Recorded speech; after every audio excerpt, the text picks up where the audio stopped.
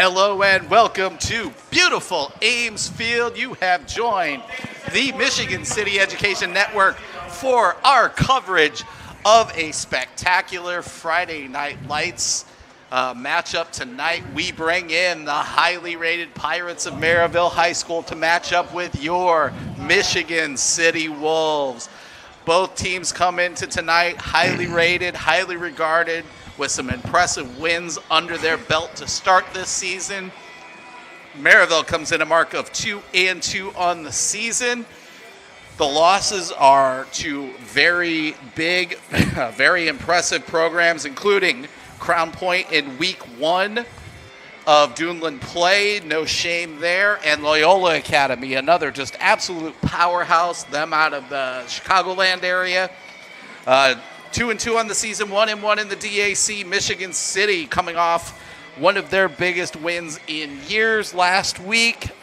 I'm not going to say upsetting because I don't believe it was an upset, but Michigan City with the big win on Vikings Field last week. It was upsetting to Valpo. Well, it was upsetting to some fans. It was exciting to me. Oh. But 27... Hey, Mr. Garrett, you pay taxes to the city of Valparaiso. I won't plead the fifth. A 27-21 win for the Wolves. It got dicey at the end. Valpo got inside of plus territory, inside the 10. Looked like they might be going to score. A bad snap and some great city defense shut that notion down, and the Wolves got out of Viking Field with their first victory there since, I don't know, what would that have been, the Bush administration? 2009 or 9, or yeah, the beginning of the Obama. Obama. I think it was the beginning of Obama. I was told there would be no history. I was thinking it was Roosevelt, but Teddy or Frank. Anyway, big win for Michigan City last week at Valpo. They have started to crawl up the polls with their big victories. They are 3-1, and for only the second time in recent Duneland history, they are 2-0. Coming into this football game. The last time that happened was 2009. And for those of you who were here for it, you remember the bleachers getting hauled into the corners of Ames Field for a standing room only crowd. I'm going to call it the biggest audience in the history of New Ames Field to see that matchup. But we're here. Michigan City looking to go 3-0 for the first time ever in the DAC. But we'll take a quick break from the preview. It looks like we have the Michigan City JROTC about to present the colors and the Michigan City Wolfpack Pride Marching Band. I think you might have a little time. Okay. Because they're not, unless they're going to play from the end zone. The band, of course, fresh off their third place finish in Goshen, right? Third place last weekend at their Saturday event. If I got the town wrong, I got the town wrong. Send the emails to me. Hanover Central tomorrow. There we go. So good luck to the Pride, Wolfpack Pride Marching Band. Frank Gast, Jason Smith, and Katie Martin doing amazing things with the Wolfpack Pride. Katie and Jason, proud representatives of Indiana University Marching 100. There you Marching go. 100. I don't believe I said 100. Run 100. Oh, my God. I'm sorry. Fired. I'm going to jump off the building. I'm just going to have to ask for that diploma back. Yeah. Turn in the alumni card. Yeah. We've already established you're rooting for that other team in South Bend tomorrow. Yeah, so I'm sorry. We're just going to have to ask for that diploma. Feel free to take your time, but we're going to need it back. But anyway. We do have a few more minutes here, it looks like, as the Pride has not entered the field yet. But big matchup tonight. Look. Hey, Mike, what about that tale of two halves? You got that. So what you've seen from Michigan City that Mr. Garrett is referring to and about to put up on the screen here has been slow starts followed by big second halves. You see it. That first quarter number, that's a combined score for all 4 games. Michigan City has scored once in the first quarter this year, and they've been down almost every first quarter except for the Hanover Central game. 31-7, and they've been down at the half a lot. They've been down to tied at the half. You see that halftime combined score, 48-31. A lot of that was Lafayette Jeff's score, but what you'll see next is that third quarter line, 65 third quarter points this year. We've seen the Wolves make big adjustments in the third quarter. They had a big third quarter against Jeff. They had a big third quarter against Hanover Central. and a big quarter against Chesterton. They blew that game open as well. Michigan City cannot afford to do that tonight. You do not want to try and chase the Pirates. They are an offensive juggernaut. They always have been. And if you do not get off to a good start tonight and keep them within scoring distance in the first half, you will regret it. You will not win this football game if you let Merrillville get off to a quick start without you. These Pirates run remarkably fast for having peg legs. Hey, the pirate ships are the fastest on the 7 seas, right? This is true. City's going to have to work really hard to avoid those mental mistakes we've been seeing, too. Yeah. And despite the record, Coach Cody will be the first to tell you, and I've talked to him in between games, and he absolutely mentions it. There are still some fixable mistakes happening on the fields. Missed assignments, dropped passes, those kind of things. They feel like they could have blown Valpo out in that football game, and it's very easy to go back and pick out a couple key plays of City mistakes where you could see how that would be possible in their eyes. So we cannot do that this week, folks. You cannot chase the Merrillville Pirates, and Merrillville really will be looking to get off to a quick start. They're immensely talented on offense, a lot of future Division I football players on that offense. Michigan City's defense, this is either going to be the toughest game of the young season or the second toughest, depending on what you think of Lafayette Jeff versus Merrillville. But the defense is really going to have to do some big things. So they're going to have to contain the line of scrimmage, and they are also going to have to get pressure on that quarterback. The other side of the football, really, this is one of those games we've seen the running game happen on and off this year for Michigan City to varying degrees of success. This would be a great week to see that running game come alive, because how do you beat a high-powered offense? You keep them off the field. Boom. Drew White gets a gold star. You keep them off the field. You make sure that they are not able to just go out and track meet up and down the football field.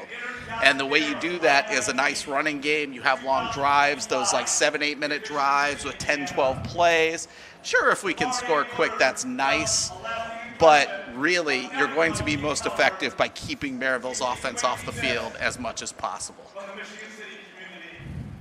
All right, so you see in the foreground there the Michigan City JROTC from MCHS, as well as the Wolfpack Pride Marching Band. So we will turn it over for the playing of our national anthem.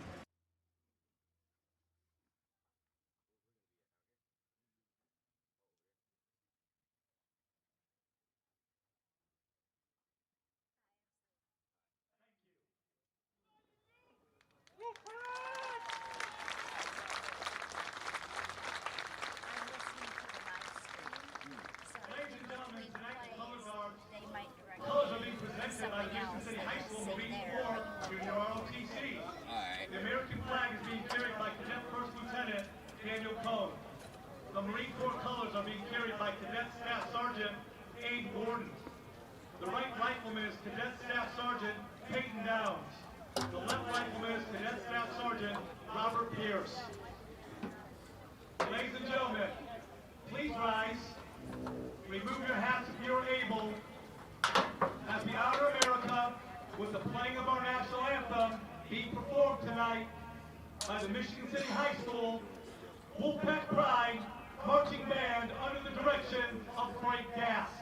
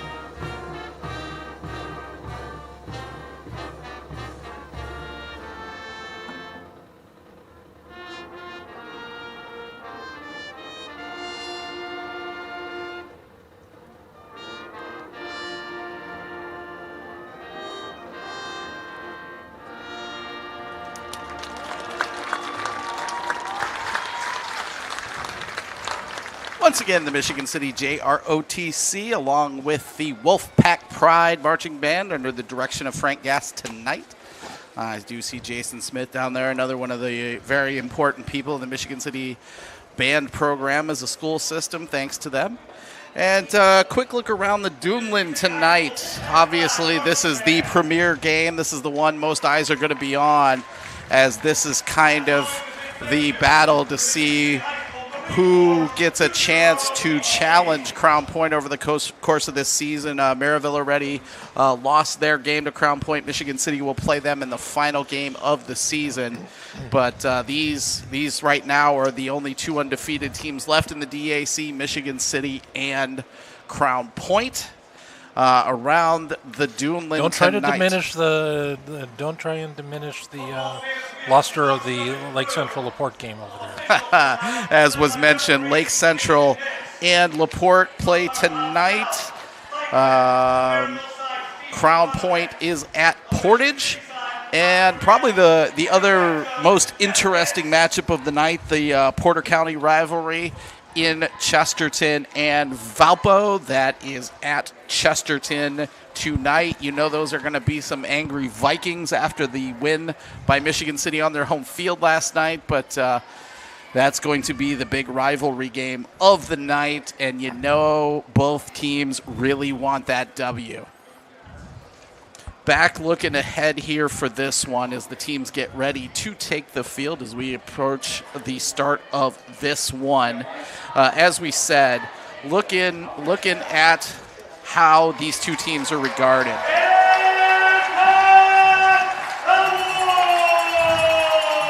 As I will mention, you see the jersey being carried out tonight. There was a moment of silence to honor Nuke Woodard.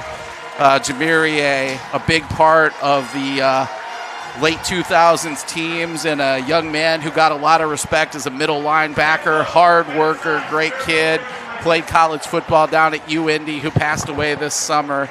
And we're all sad for his loss, thinking of that family, those friends, and the Michigan City football program. But looking around these two squads, Merrillville comes into tonight ranked 9th in the AP poll, 8th in the USA Today, and 7th in the IFCA, the coaches poll. Michigan City 13th in the AP, 12th in the USA Today, and 11th in the coaches poll. So the Humans clearly have Merrillville ahead of the Wolves. Where it gets interesting is the computers. The Sagarin puts Michigan City as almost a 5-point improvement over the Pirates, 78.84 to 74.04. So that's good for 27th in the state for Michigan City overall, including all schools, and number 6 in the Sagarins if you narrow down to just 5A. The Pirates 46th and number 9 in the state in the computer polls. So the computers, for the second straight week, like the Wolves, in a little bit of a surprise to what the polls and the Humans have said and what history would hold to. So as you see the young men taking the field, you see Julius Hurd has joined the captain's group here. He was given his C this week, so he is the 3rd Michigan City captain out there with Trin Hart and Isaiah Gibson. So we will go through the pomp and circumstance of the coin toss that was already tossed a while back and see what teams will select to begin this football game. Guys, any keys you want to see tonight before we get this going? I think a big part of Michigan City's success tonight is going to be staying away from penalties. You got to make sure that you don't put yourself in a position to you don't put yourself into the position to struggle. Let's put it that way. And I think that first game, if I'm not mistaken, we had several penalties for over 100 yards.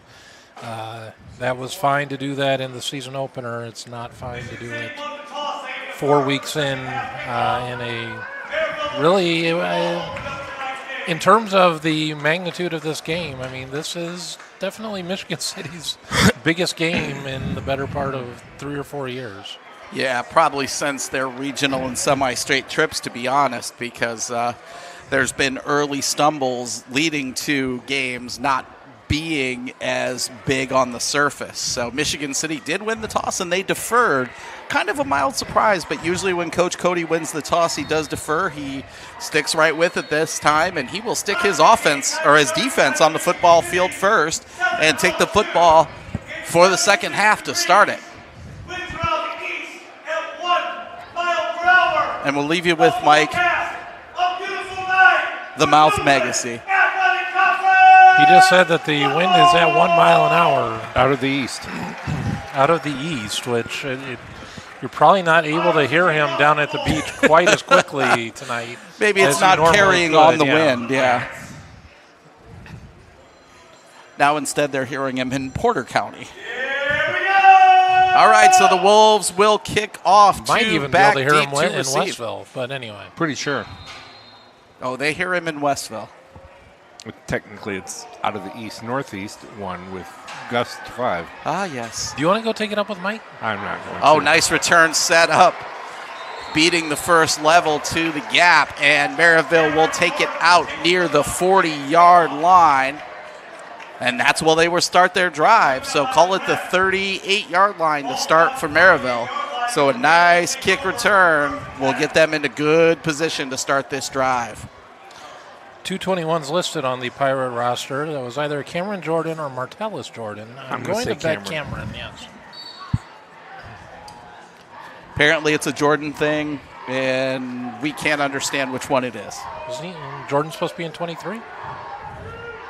Not this time. All right, so Hill in at quarterback, a 6'2 junior for Merrillville, a young man that's gotten a lot of attention for his skill. Watch him go to I can't pronounce the first name. And it's a run right around the outside, and they beat Ethan Buzzkirk to the outside. Johnson. Thank you. Aquarius Johnson. And you don't see that very often. Buzzkirk had the angle off the line, and Johnson just beat him in a foot race to the outside, turned that into an 8-yard gain on the first play of the game. He likes throwing those outs to Johnson, too. And a quick sweep, and it is going to be another long run for Jordan. We'll just call him Jordan. After the big kickoff return, a long run. Call it a shovel pass there, probably, really. He said Martellus. Okay. So it's out to the 40. Merrillville quickly back to the line. They again pitch for Jordan. Jordan through the first line and into a 3-yard gain. So the Pirates not wanting to mess around. They got the football first. They are looking for blood to open this one.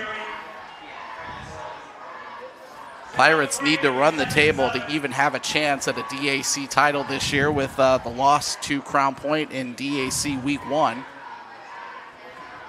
And like I said, folks, don't let that fool you. This is a really, really good Merrillville football team. It always is. Oh. It looked like a timing problem there, but they will stick the ball into the hand of the running back, and no pressure in the backfield. Finally pushes the ball up about 5 yards and taken down. This is Johnson again. So 3rd and short coming up. 3rd and 1 from the 31. That was one of the most awkward starts I've seen to a play in a while. And a quick handoff to Johnson, and he is met in the backfield. They push forward. Does the line get the push? They do. That play was knocked down in the backfield, but the big offensive line of Merrillville just willed their back forward for that first down. We talk about the tush push in the NFL. They're going fast. You want a textbook definition? You just saw it. Again, quick handoff to Johnson. He looks for a hole around. He is around the outside. He is inside the 10-yard line where he is. It's coming back. Jordan that on will the be end coming around. back. That was Jordan on the carry. That's going to come back. We got to hold. I'd like to say that explains why that got open so quick, but Merrillville has just been quick to the corners. Yep. All right, so it is going to be a first and very long situation for Merrillville. Michigan City, a second chance to dig in and try and blow up this drive now. We have not seen a true throw from Merrillville. They've run that quick pitch forward to the running backs.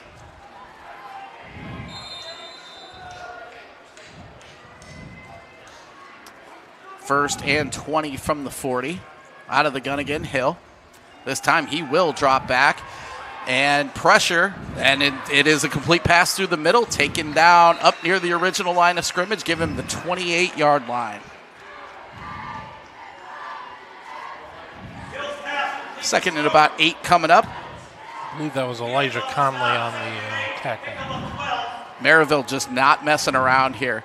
And again, quick shovel pass forward to Johnson. He is met after a 4-yard gain. Call it 3rd and 4 up near the 24. Who ran that? Johnson. This is going to be fun tonight. Merrillville just absolutely abusing Rob Quinn's scorebook right now. And a quick out. And nice open field move there. That was diagnosed by Isaiah Gibson, and Johnson just put a move on Gibson to make hay and turn that into a really big no gain. That should have been about a 3 or 4 yard loss, folks.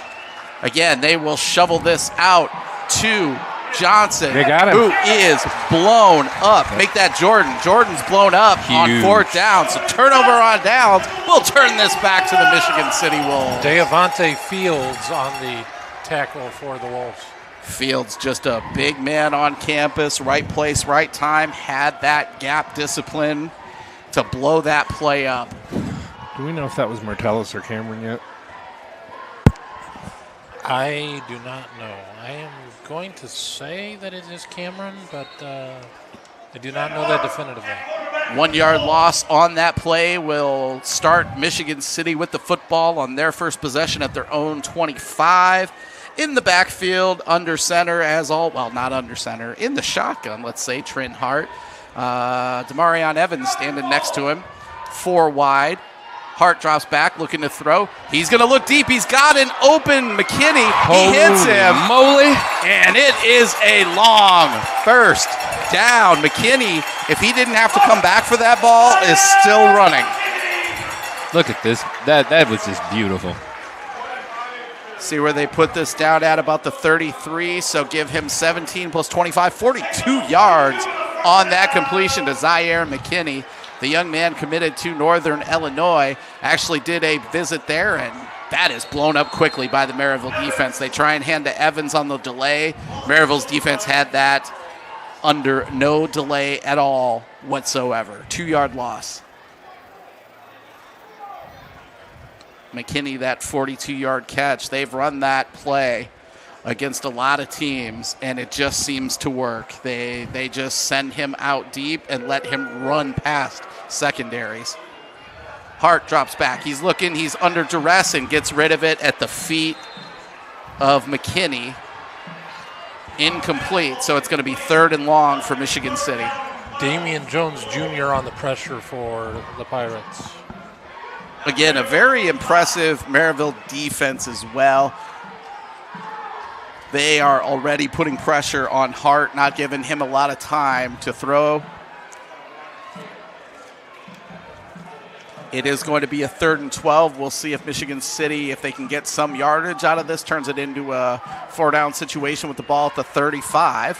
Hart up the seam. That's That got to should be be a flag. interference. How is that not a flag? And, yeah, it looked like the DB grabbed the receiver looking to get to the sideline. That was Collier trying to make that catch, and it looked like a grab by number 22, Antoine Jenkins, who was beat on the Zaire McKinney catch. But nothing from the officials. Coach Cody campaigned on the sideline just like we are, and palms to the air by the officials, and we will play on. I'm just curious to. So Michigan City in punt formation from the 35-yard line, 1 back deep for the Pirates. We'll see if they kick it to the man or if they look to blast this out of bounds somewhere. No pressure at all, and they will go deep into the end zone to make sure no play is able to be had. It's a touchback, and Merrillville will take over on their own 20 to start this drive. All right, no score so far. 7:57 into this one. Both teams have had 1 possession. Merrillville a nice drive that stalled out on the City 25. City's defense responding. Michigan City, after a big play, is forced to punt.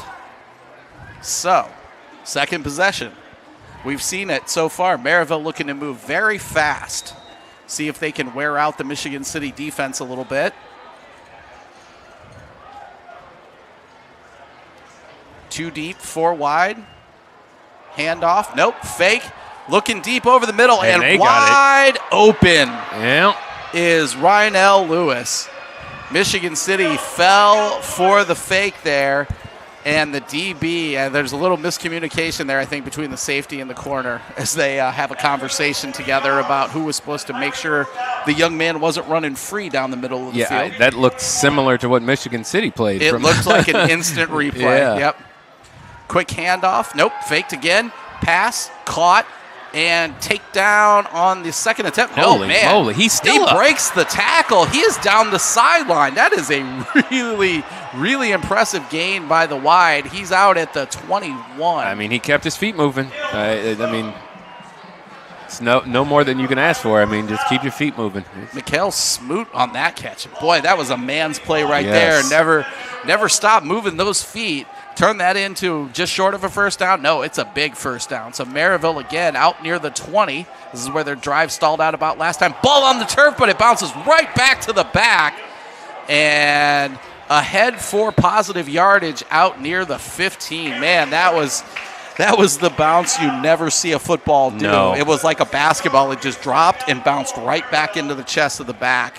Who was that? Jordan. Cameron Jordan, I believe, Megacy did so.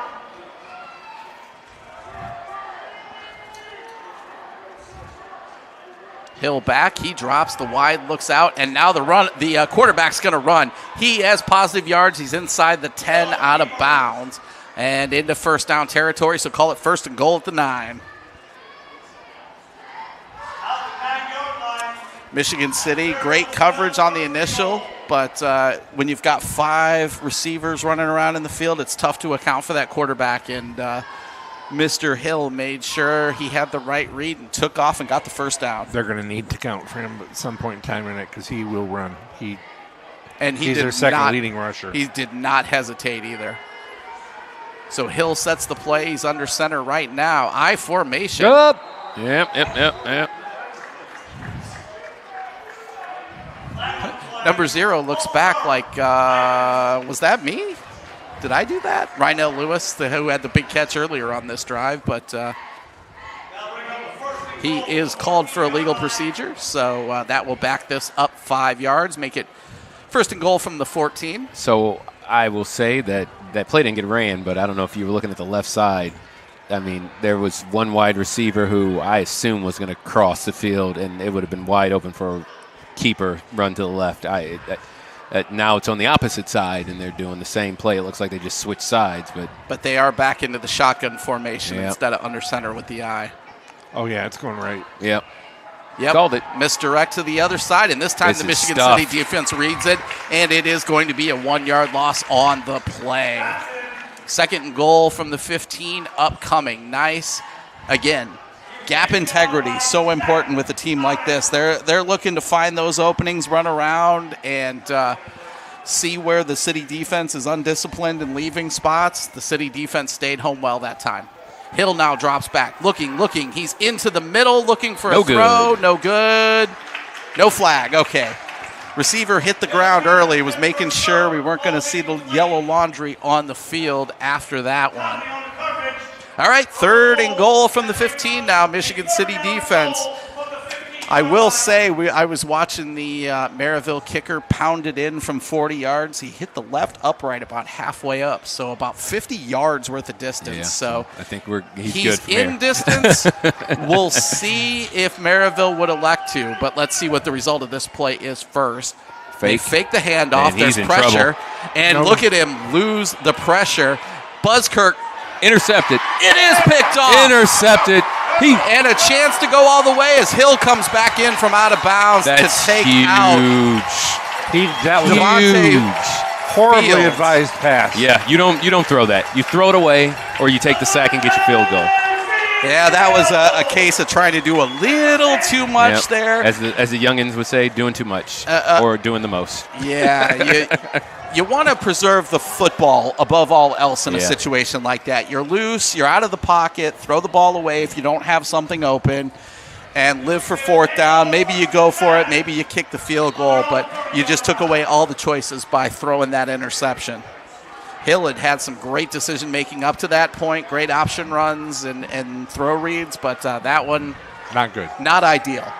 Less than ideal, let's call it. All right, so the Wolves with it on their own 30 now. This is their starting position for their second drive. Fake the handoff. Get rid of all it. kinds of pressure. Oh, that's an going to be a intentional flag. And it didn't go to grounding. the line of scrimmage, so I No. believe there should be laundry on the field. Yep, I think there is. He threw a bean bag. I think it was supposed to be a flag. By definition, if the ball isn't thrown back to the line of Yep, scrimmage, there it is. Yeah. It was about I 5 yards believe short. what happens is you throw down the beanbag, and then you can go back and have a point of perspective to see whether it has actually crossed over the line of scrimmage. It's like Drew refed once in his life. Didn't turn out very well the last time. The officials did everything they We were still supposed love Well, to. I mean, it did turn out well, but it did anyway. There is the grounding I call. got to meet you. Yeah, The officials that was absolutely a heck of a getting ride that over one to right. Border Memorial, wasn't he? So is that I'm from still where mad it at you for not lands? getting my Slurpee. I believe it's where he threw Through the ball. So yes. this is going to be like a 7-yard loss, Whoa. loss of down. Looks like they're going about 9. See where they put it down. It does appear to be about the 21. loss of downs and And that's why he drops the beanbag, is to mark Oh. where the quarterback's at. So, again, good work by the officials. so I was right. The beanbag came down. Yep. And he picks it back up before he blows the whistle to key in the 25. Michigan City 4 wide.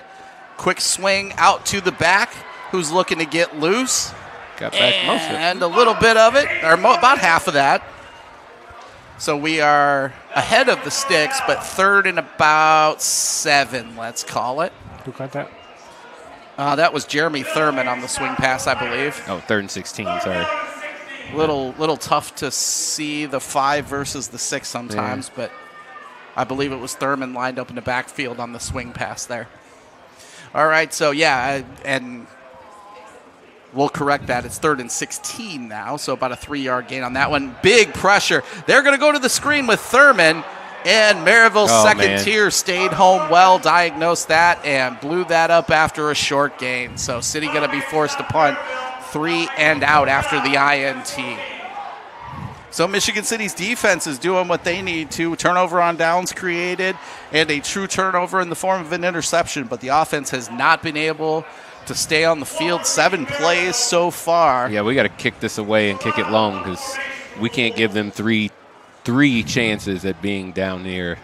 Yeah, the return man standing on his own 42. And this is high in the air. It is bouncing, going to be picked up at the 37 and pushed out of bounds near the 40. Elijah Conley there to make that Isaiah Smoot. 19. Curtis Walker on the return for the Pirates. So this will be 45-yard line of Merrillville for them to start at. Make that 40.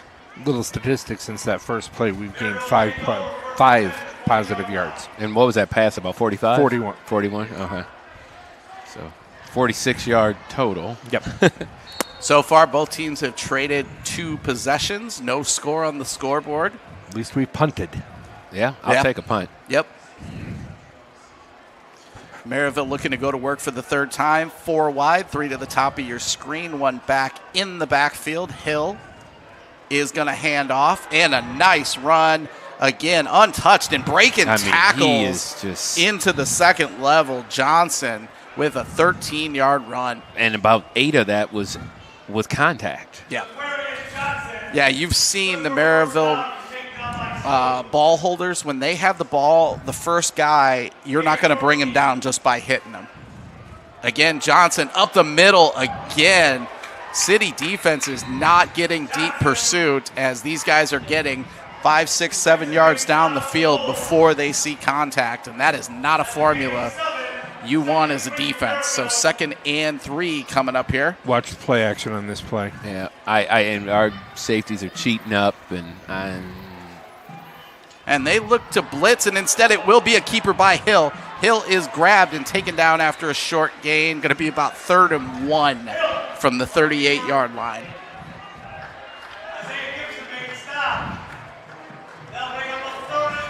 So a big defensive play here for Michigan City. I'm sure this is 4-down territory for the Pirates, but let's stop the 3rd down first.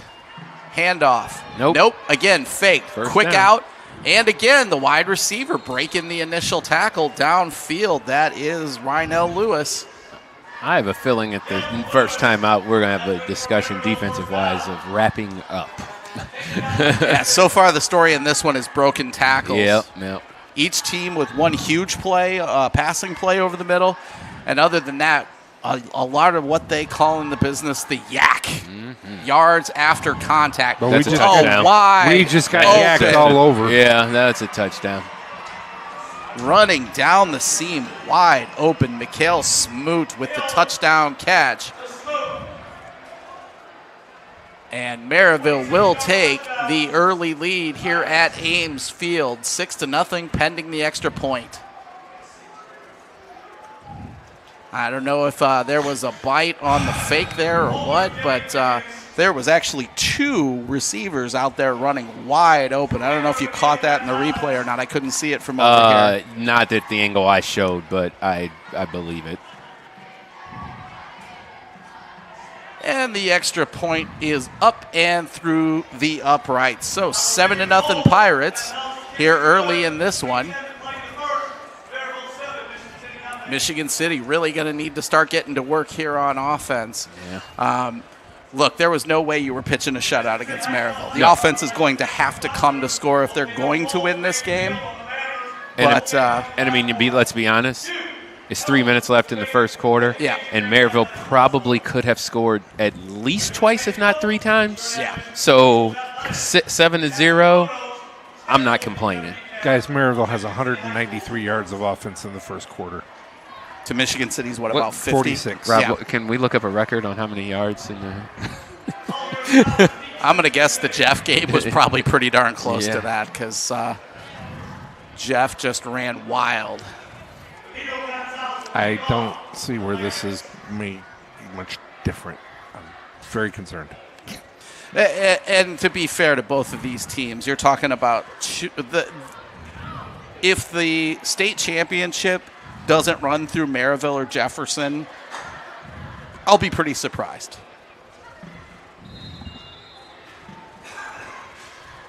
So the Pirates ready to kick this one off here after their touchdown.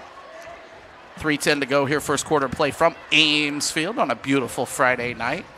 Has anybody noticed that their kicker could be an offensive lineman? He's a big boy.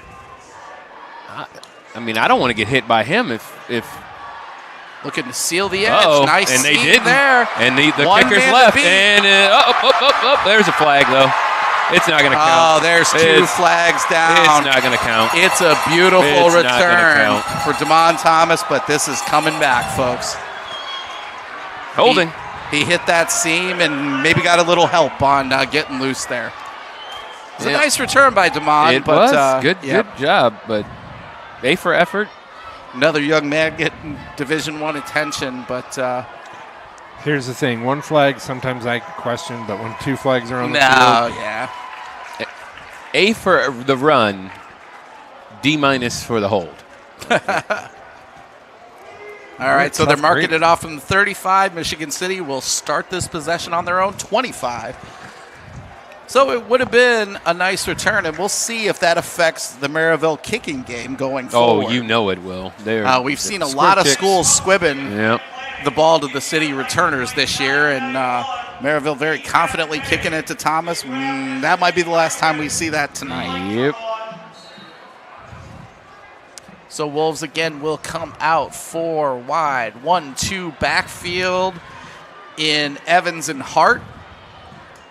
Hart will drop to throw, get some time, looks, nothing open. Now he's going to look down the field. Great throw down the field is caught Holy moly again. by Collier on the run. That is a tough throw across his body running and just absolutely dropped a dime between the numbers. Well, let's say the number of Collier, number 3. I mean,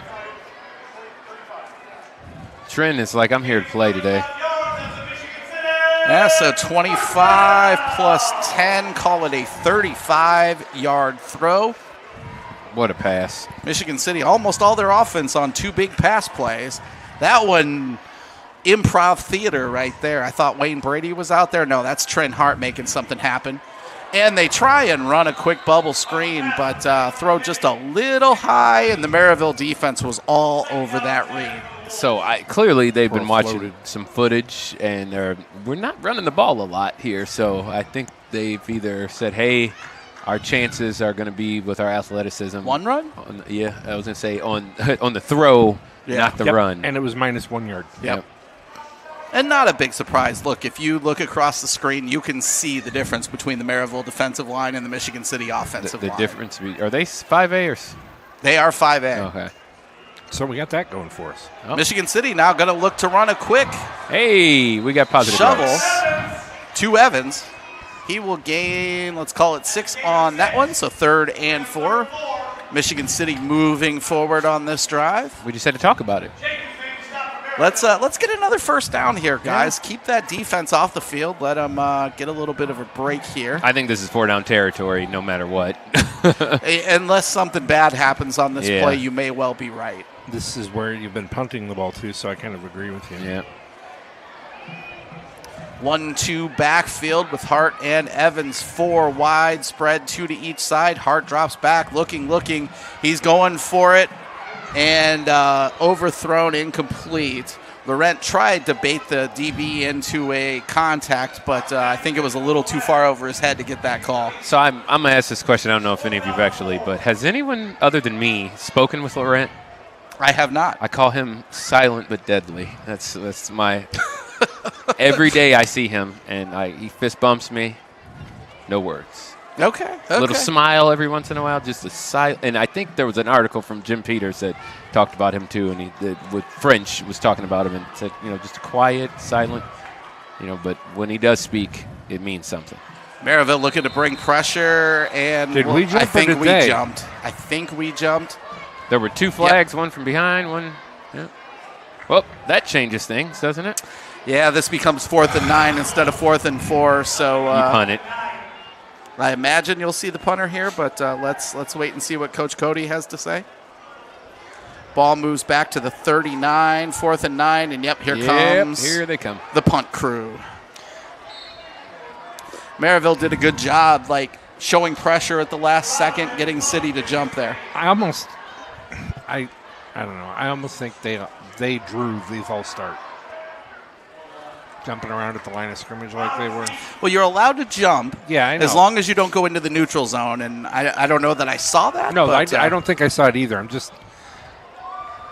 And a big boomer again hitting the. That's a great. What a great kick! What a great directional hunt. Sideways inside the 10. Woo! Alvaro Serrano on the punt. I think that's. Oh, that is 18. Yep. Man, that was a beautiful directional kick. Yep. Hit at the 8 and basically took a sideways bounce out of bounds. What you want. You can't draw it up any better than that. So 31 on the punt, 31 on the net. Yeah, I wasn't saying they came across. I'm just saying the jumping around and we just got jumpy. Yeah. And a little bit of an inexperienced line for Michigan City. Granted, we're 4 games into the season. You need to be getting better with that, but you've definitely seen those things happen, and that's probably Coach Seiss doing a little bit of film study on Michigan City. This is hit in the backfield near the 5, taken down at the 6. A whole pack of wolves on that one. Desmond Howard and Mark Fitzpatrick on the tackle. Also see Damon Thomas getting up out of that pile, number 21.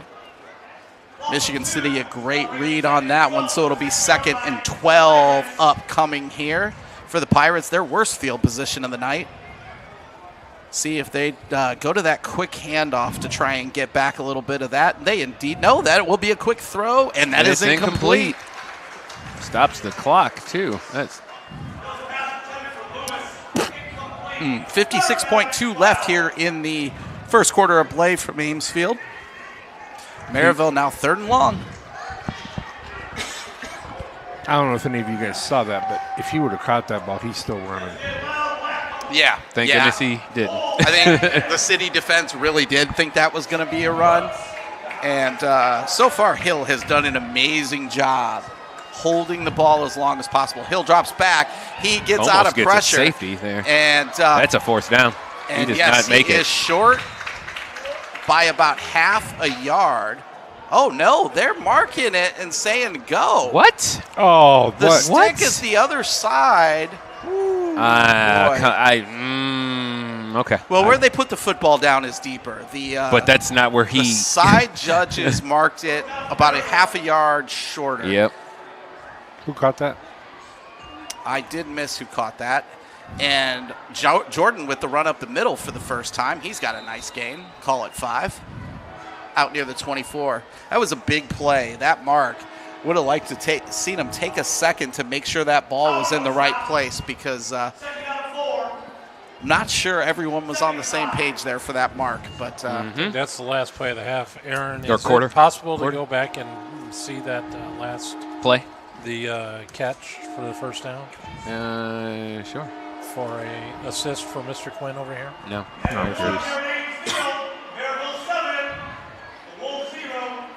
No, it's not giving That's it all to right. me. I'm good.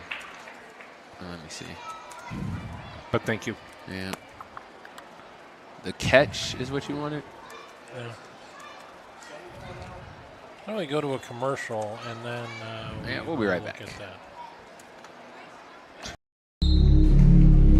Some see a volleyball match. We see a student athlete learning how to be poised under pressure.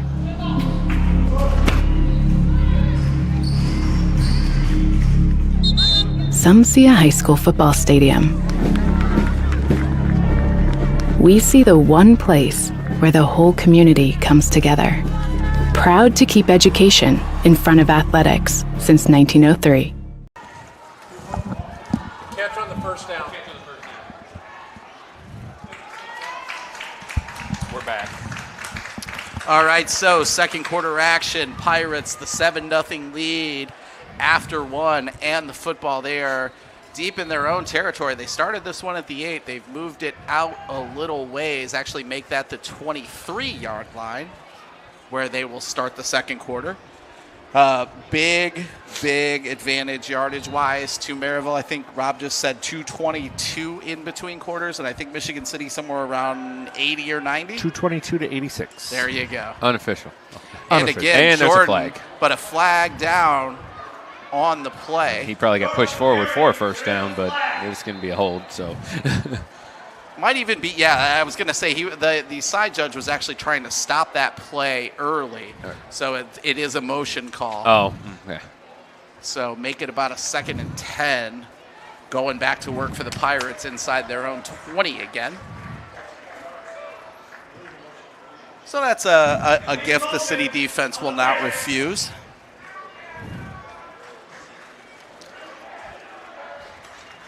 Michigan City's cheer section finally waking up, telling Merrillville that they can't do that, apparently.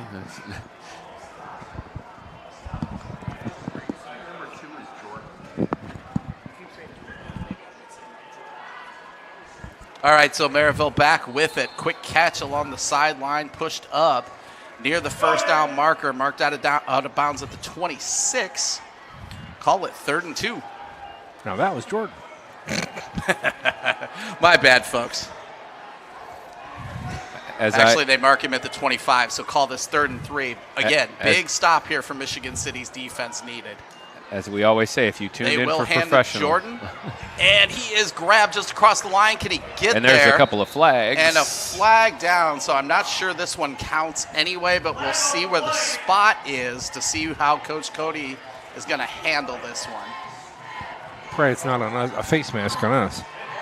It was behind the play in the territory of holding, but there is a big discussion going on here, so let's wait and see what the officials have to say. This does not seem easy. They're going to get the call of face mask. And this just could be. Targeting. Okay. No, that wasn't targeting. I'm not sure. That wasn't targeting. because they do the personal foul before the target. Oh, true. Regardless, it is a first down for Merrillville. We'll see where they put the football down to start this one, but they are definitely walking off a big penalty here. Now, my question 15-yarder. is it from the run or is it just at the start of the play? It is a 15-yard tack on based on where they just put this football down. So, all right, so first down for Merrillville out near midfield, 44-yard line of the Pirates. They have 4 wide again, 1 split out to the bottom of your screen, 3 to the short side up top, 1 back in the backfield, and a jump. We get another 5.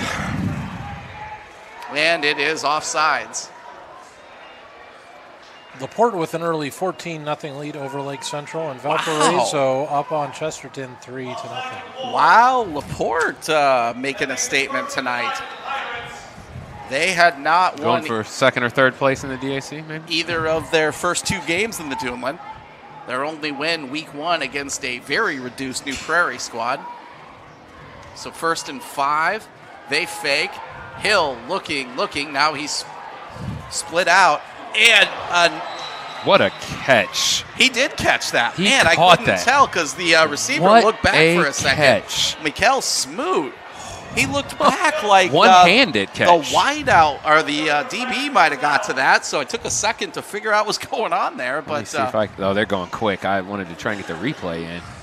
big catch for Merrillville there. Puts it into plus territory. They go for the handoff, but flag down. False start. And it is going to be a legal procedure against the Pirates. 4:43 left in the first quarter. Crown Point leads Portage 19-0.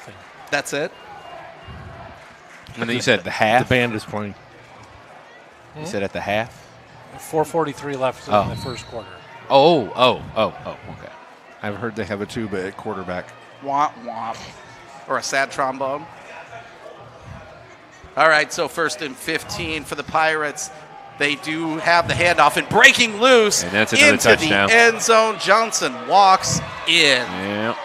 All right, so Michigan City now chasing 2 scores after the 20-something yard touchdown run by Merrillville. 32. All right, Michigan City, another slow start. It's time to go to work, boys. You were hoping for a quicker start tonight. Michigan City's offense has not been able to deliver so far. Merrillville's offense has run all over this field early on. And the extra point is good. So 14-0 Merrillville, 10:46 to go until the half. So the Wolves now getting into that territory of, look, you know the Merrillville offense is dangerous and can score on any possession, so you can't punt here. This has to end with a number going up on the scoreboard for Michigan City. As the Pirates get ready to kick this off. So what's your bet that this is not kicked away? Yeah, we saw it called back last time, but Damon Thomas did end that last play in the end zone before it was called back. So we'll see how gutsy the Pirates are here. He threw that pass to Smoot, and I'm like, oh, another ill-advised pass. Yeah. Guess what? Yeah, that was the play that set everything up. That was just a great catch, and like I said, Smoot looking back at the DB, like, you got that. Took me a second, but he had the football and got out of bounds. The rest tell him, don't kick 2. Is that what he's saying? Look, Yeah, it son, is. do not kick to 21. I can't see the numbers from here, but I was reading his lips. Okay. And actually, Michigan City drops 2 squib backs back there as well. And 2 of their wide receivers, one of their backs and one of their wide receivers. Big boy kicking. I'm telling you, that's an offensive lineman kicking the ball. Thurman and Laurent back there in the second level in case the squib comes through. Collier and Thomas back deep. Nope.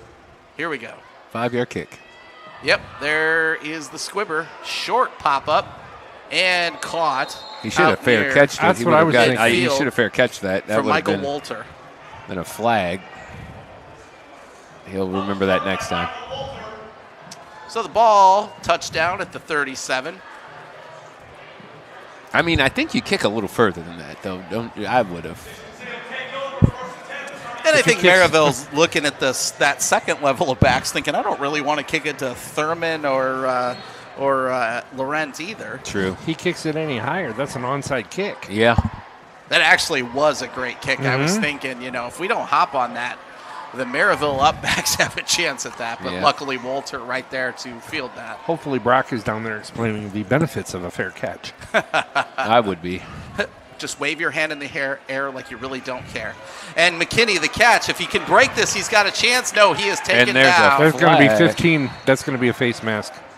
Yep, and McKinney even tugs on the face mask to tell him. If he didn't realize, young man, you committed a violation of the face mask rule of the IHSAA. Just want to introduce Merrillville's team to Zaire McKinney, who single-handedly, I don't even know how many yards he had last Friday at Valpo. Pushing 200. Yeah. I want to say it was 162, 72. Clinic.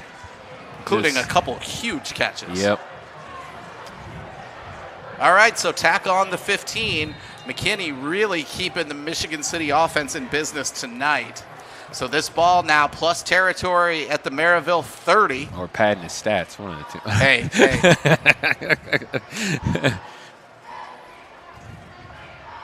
So the Wolves get the call in. 4 out, 1 in, and it does go to Thurman.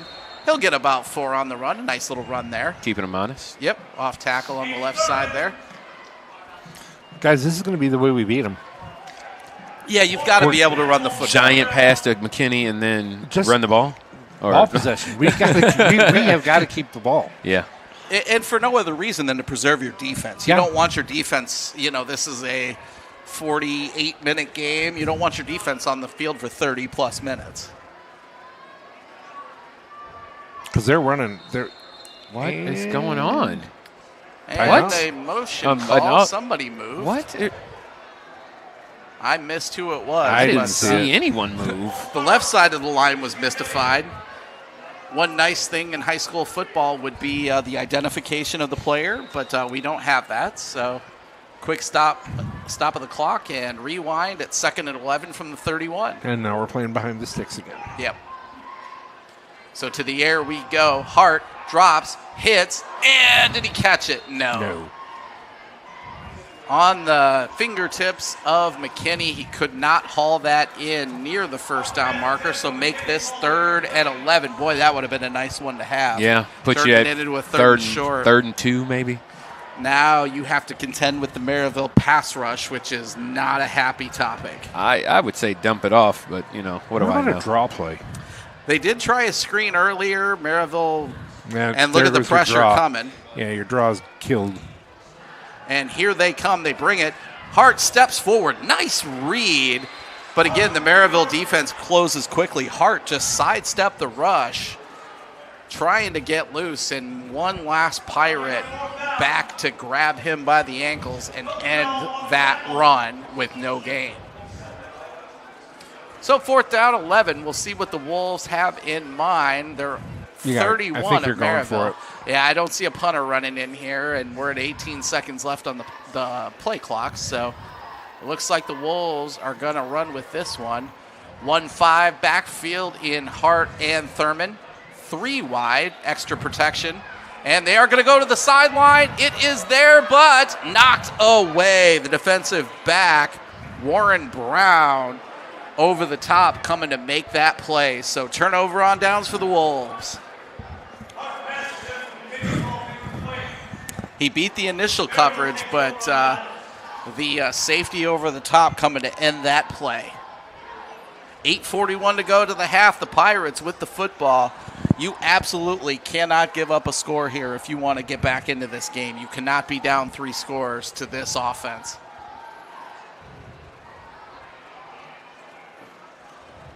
So the Wolves defense will dig in here. Merrillville shows out 4 wide starting this play. This is coming from my long history of my professional quarterback career. But a Trent could have gotten that ball down instead of as arced it as high as he had. Zaire was wide open for a good 10 yards. Yeah, if he hits him at about the 5 instead of throwing that over the top for the end zone, I think he has a chance. But first run is positive yards, gain of 5. Again, That is Jordan. that's based on my long history of throwing or being a quarterback. But My long history of playing Madden. yeah, I lose at Madden, dude. I didn't say I was good at it, but I see it. All right, 2nd and 5 for the Pirates, 8-13 and counting. First half of play from Ames Field, 14-0 Pirates in control with the ball.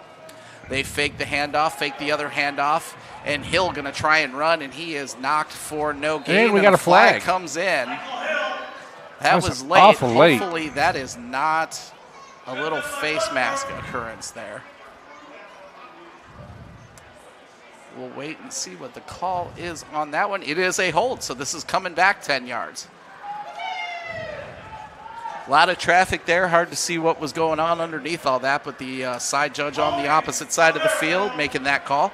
So they will bring it back 10. 2nd and 15 upcoming for the Pirates. We'll take it. We need all the help we can get, boys.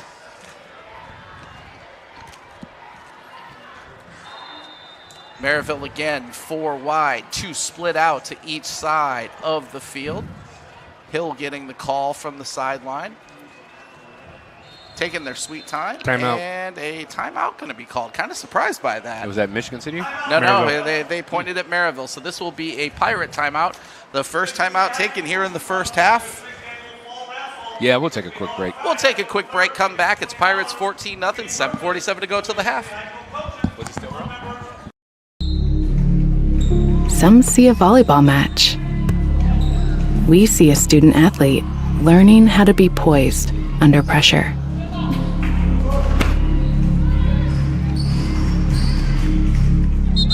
Some see a high school football stadium.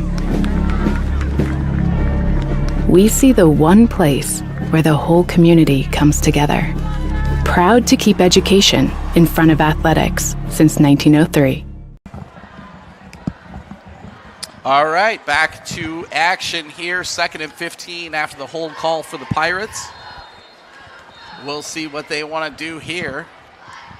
Deep in their own territory, but that has not stopped them thus far. They are pushing 300 yards of total offense, and we're still only about halfway through the second quarter of play. These guys have done whatever they wanted so far on offense. It is Johnson in the backfield, 4 wide, standing next to Hill. Jordan, now the quick shovel pass. He breaks the first tackle again and is back about halfway to cover in those 15 yards as he is tackled at the 35-yard line. Make it 3rd and 6. Again, Wolves defense, this would be a great time for a stop here, young man. Here's my question. If they do get a stop here, do you think they punt? No. I don't either.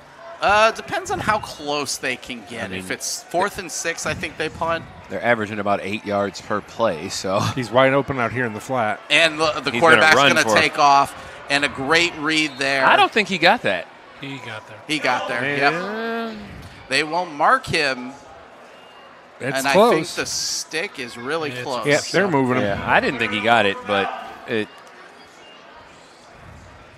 They do credit him with the first down. So first down, again, a big scramble there by quarterback Hill. Michael Hill, gain of 6 to get that first down. So 1st and 10 on their own 41 now. 7 minutes till the half. Hill drops back. Clean look. Again, he's loose and then drops it off. Nice broken tackle again out near midfield. Another first Mikkel down. Smoot. Again, Michigan City's defense, first hit is not doing it. You've either got to plow through these guys or wrap them up or something, but gang tackling, I'm not picky, just get them down. So I'm going to make an observation. This is the first game that we haven't seen a one-dimensional team as an opponent. Merrillville's throwing the ball well. They're running the ball well. I think everyone we've played so far is one-dimensional. They're really good at running. Another shovel pass to Jordan there. That's pushed forward out to the 45, gain of 4 on the play. Whereas we so we can load the box. Yeah. And just let them come to us. Yeah, Valpo's running game was probably, I don't know, the worst I've seen them have. In years. In I don't know when. In years. Honestly, I can't even go that far back. And no disrespect to Valpo, but their passing game is doesn't leave a lot to the imagination either. So, when deep play over the middle, it's there and caught touchdown. for a touchdown. That is number 10, Bogard. This might with the catch. Turn into, and it's Merrillville up by 3 scores. I need to see that again. I don't know what happened. The wide receiver just ran past the defense. Yeah, it was pretty much that simple. What are we doing? We're falling asleep. It looks more like our offense has treated lots of defenses this year. Why does it keep going to old place? Who was that to? 10. So Merrillville looking to go up 21 in this one, and we are not but barely past the halfway mark of the second. And you missed it.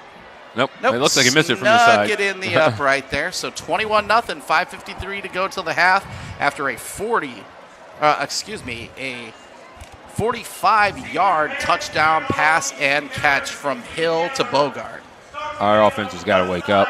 It's time, folks. We knew the defense would have troubles, but the offense really, we knew the defense would be in a dogfight with the Merrillville offense. The Merrillville offense is too good to hold off the scoreboard. The offense having a goose egg is the really rough part here. Yep. Especially the lack of plays being run by Michigan City so far. You don't want to say a do or die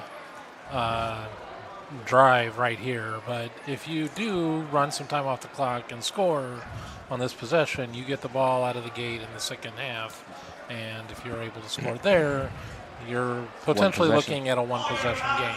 Yeah. If you do not get something on this particular drive, you're looking at a running clock real quick in the second half. Yeah. Number one, you've got to run some time off the clock. You cannot give Merrillville the football back with any reasonable amount of time in the first half. We've seen what they've done. What are we pushing, 350 yards here of offense? Probably more than that. Yeah. We are at... Sorry, I fell asleep there. Nope. I like to throw the curveball. 377. There you go. 377 total yards in a quarter and a half. You have NFL teams that Merrillville. Don't get. I mean, in the don't thing, pick on the Bears. Listen, I wasn't going to say it, but no, that's the 81. Again, a little pop-up kick. This one a little deeper out here. The 20, God. that is and we're butchered. Better get on Luckily, top of that. Oh, and it's still loose. Fought for. This might be a pirate football, folks. Yep. We'll wait for the guys to get peeled off. But that popped out of the up back, and then it rolled, and it looked like a City player fell on it. It's theirs. And Merrillville has recovered the ball. The absolute one thing you couldn't do there, Michigan City just did. Oh, boy, that's rough. So Merrillville will take over in the best field position of this football game to start a drive for them. The Michigan City 32-yard line after the fumble of the kickoff. Oh, I am updated down the distance. All right, so Michigan City making a tough situation a little tougher. Yep. 2-3 backfield, Johnson and Hill. Your defense got about a. Oh, they're going right for the jugular. Looking to the sideline. Damon Thomas, nice read there to cut that route off. I would have. Our defense got about a 1 minute and 30-second break. Here's the thing. Yeah, I would do it in again. real time. Yeah. I would do it again right here. You know what? When you get that sliver of doubt in your mind, you kick it to the same guy 13 times, see if he can get to it. Yep, you got 3 out here. You got trips to the right or trips to the left. It's coming down here. All right, they hand off for Jordan. Jordan again around the edge and a nice gain before he is taken out. Gain of 5 on that one. 3rd and 5. 5.5 to go till the half here. This is definite 4-down territory for Merrillville. You know they're smelling blood in the water. 50th anniversary of Jaws this year, and you can almost hear the tune-in. Well, and what's funny is they haven't even needed it. Every time we've said, "Oh, it's this is 4-down territory," they normally score on the. Man, they've only the next play. had to really go for a 4th down once. And another nice look. Drops it. Man. Oh, my goodness. That was a 1st down. Smoot just took his eyes off the ball, looking to run up the field instead of looking that one in. It's now 4th down, so I don't see a lot of stirring on the Merrillville sideline. I believe they're going for it, and as they should. They're up 21 plus territory at the 28-yard line, right hash mark. Rob, can you give me a yards per play? A lot to a little. Yeah, what he said. Passing, they're averaging 19.18, and rushing. Nope, got a timeout. Timeout Merrillville on that one. I was waiting for Rob to finish that one. Rushing, doing some real quick math, I would say right around 8 or 9 yards of play. This could be interesting. I wonder if this is an attempt to get the right play in.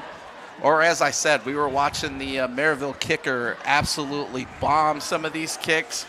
Right hash, it would be about a 45-yard kick from here. Trying to be the overly optimistic person I try to be here. The fact is, there's only been about 30 seconds that's gone off the clock on this particular possession since they recovered the kick.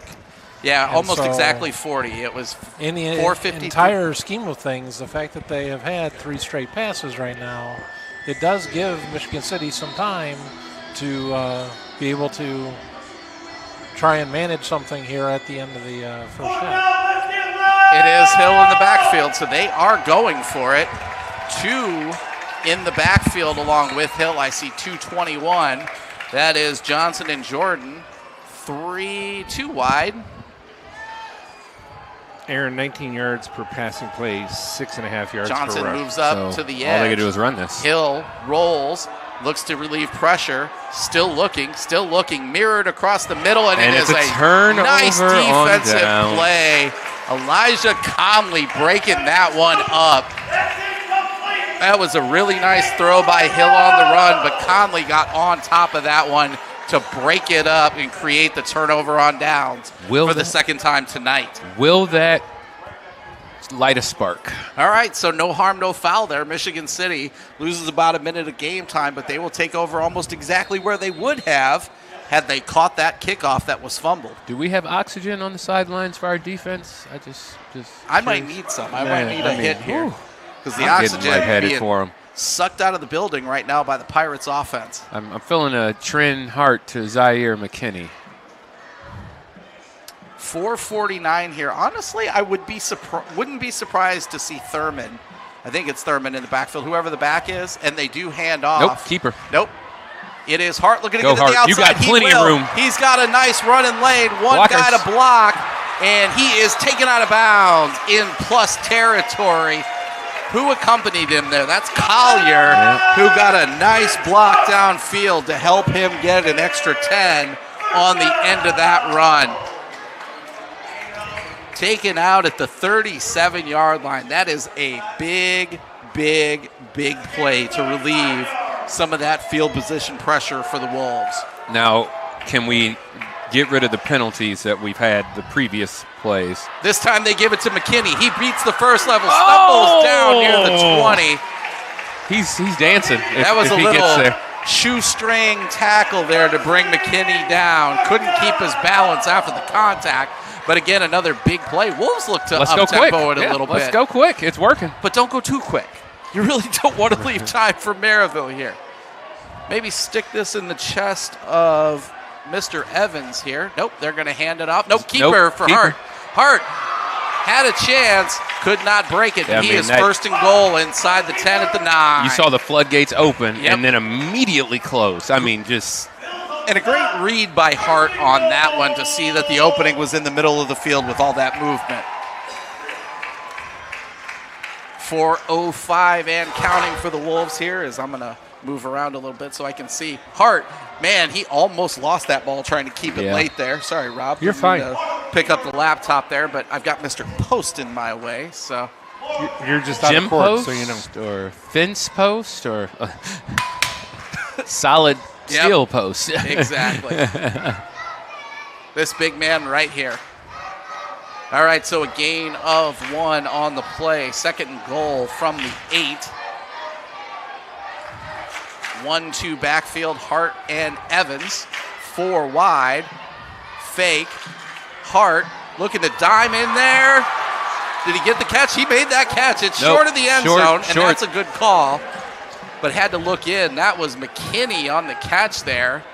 Nice way to bring that in. Woo. Now, I don't care what you say. This is 4th down.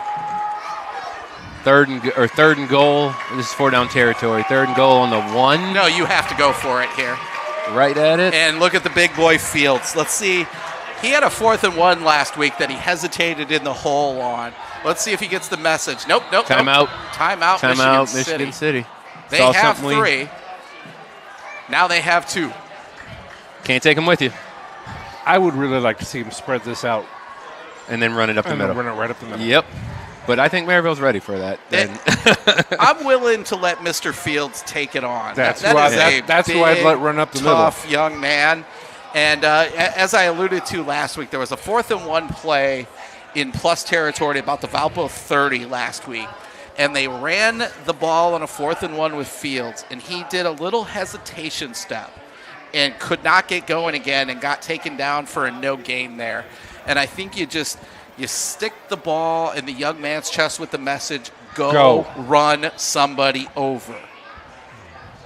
And he is in the game on offense, and that is the one reason he is in there, is to go run somebody over, whether that's protection as a lead blocker or to hold the ball himself.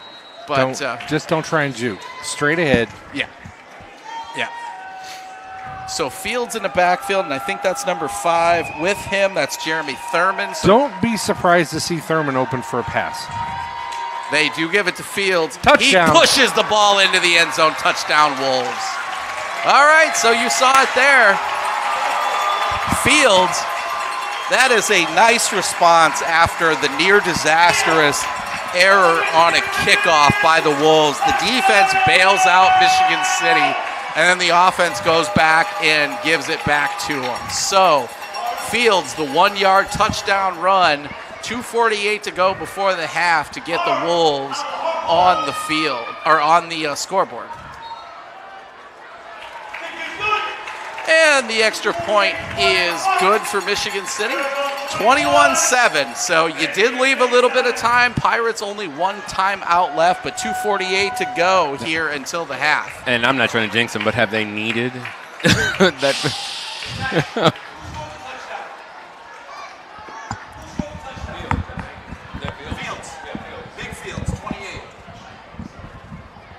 See, we're all in this together. The Yep. teamwork between the announcing group, the broadcast group. I mean, that's your partner in crime for basketball season. So Nobody better. I could give my Lou Gehrig speech here about how I'm the luckiest guy on the face of the earth to get to sit here on a regular basis with these guys, and then Mike during basketball season. But you've heard that probably 50,000 other times, so I won't bore you. We'll just keep it here for football. Yeah. Everybody else within a 50-mile radius has heard Mega say too. The mouth of the South, who was that? Do you onside kick this? No. Not a chance. No. Oh, I'm telling you, I would. You do not give the Merrillville Kick offense that, yards. kick that left side 40-yard line. No, they're going to be backpedaling. You kick it to the 40-yard line. They're not. I don't think they're giving our kicker enough credit. This is Charlie Barnes, and he does go deep out near the 9-yard line. It's taken in. The return begins, looking for the right side, and around the corner on that right side, out near the 35, but a flag down in the backfield. Holding. Out near the 29-yard line, so this is almost certainly holding territory, is the official. I've already got it down. signals that in, so that's a big help for the Michigan City defense. So instead of out near the 35, it's going to be about the 19-yard line. A hold it is. All right, so 2:41 to go till the half. Merrillville 1 timeout, City 2. Pirates. He got quiet, too. Look, 81 yards, not a problem for the Pirates offense tonight. No. So I think defensively you make sure those safeties, the one thing you tell them is what? Don't let someone beat you. Don't get beat. Do not let someone run Keep past everything in front of you. Even if you have to tackle the young man to I'll keep take a him away. 15-yard penalty all day. Hill looking. They do throw the screen. Michigan City a nice read. But again, great open field work by Mr. Jordan, making people miss and out of bounds to stop the clock near the 30-yard line. Give him the 28. So 2nd and 1. Only 9 seconds off the clock on that one. We'll see. This is usually 2nd short's your deep call. And here they look. Fields thinks about running. And he is wrapped He's going to up. lose some yards. And they blow it. He thought about running, hesitated, and that was and all. That's normally when you make a bad decision. Desmond needed to catch up with him.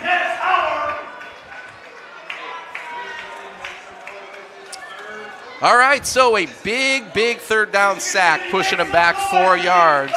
As we approach 2 minutes to go here, first half, Merrillville going to take a little bit of time off the clock as they're thinking ahead. They do not want to give the ball back to City with a lot of time, as they have seen young men like Zaire McKinney run. Okay. And Coach Cody calls a timeout. I think he's talking about that spot because I had my headphones off, but because I was talking to Megacy, but I feel like that spot should have been about a yard or so back from where when that ball was thrown, or when they blew the whistle dead. But I think that's what he immediately went over and asked him, because he pointed immediately like, that's not really the spot I would have given that, but I could be wrong. Coach Cody definitely out there trying to plead his case a couple times tonight, and as well he should. All right, so we'll level set this one. It is 21-7 Merrillville, 1:51 to go until the half. Both teams 1 timeout left to play. Merrillville sitting in a 3rd and 5 situation. Again, big play for the City defense. They would love to get the Pirates off the field. Mm-hmm. I'm going to guess you see a run here just because Merrillville has had great success with the run and to keep the clock running. But they show up again, 3 wide to the bottom of the screen, 1 to the top. It's a run. 2-3 in the backfield. That is Hill and Johnson.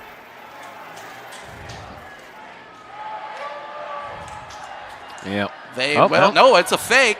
They hand off and a 1st down catch just at the 30-yard line.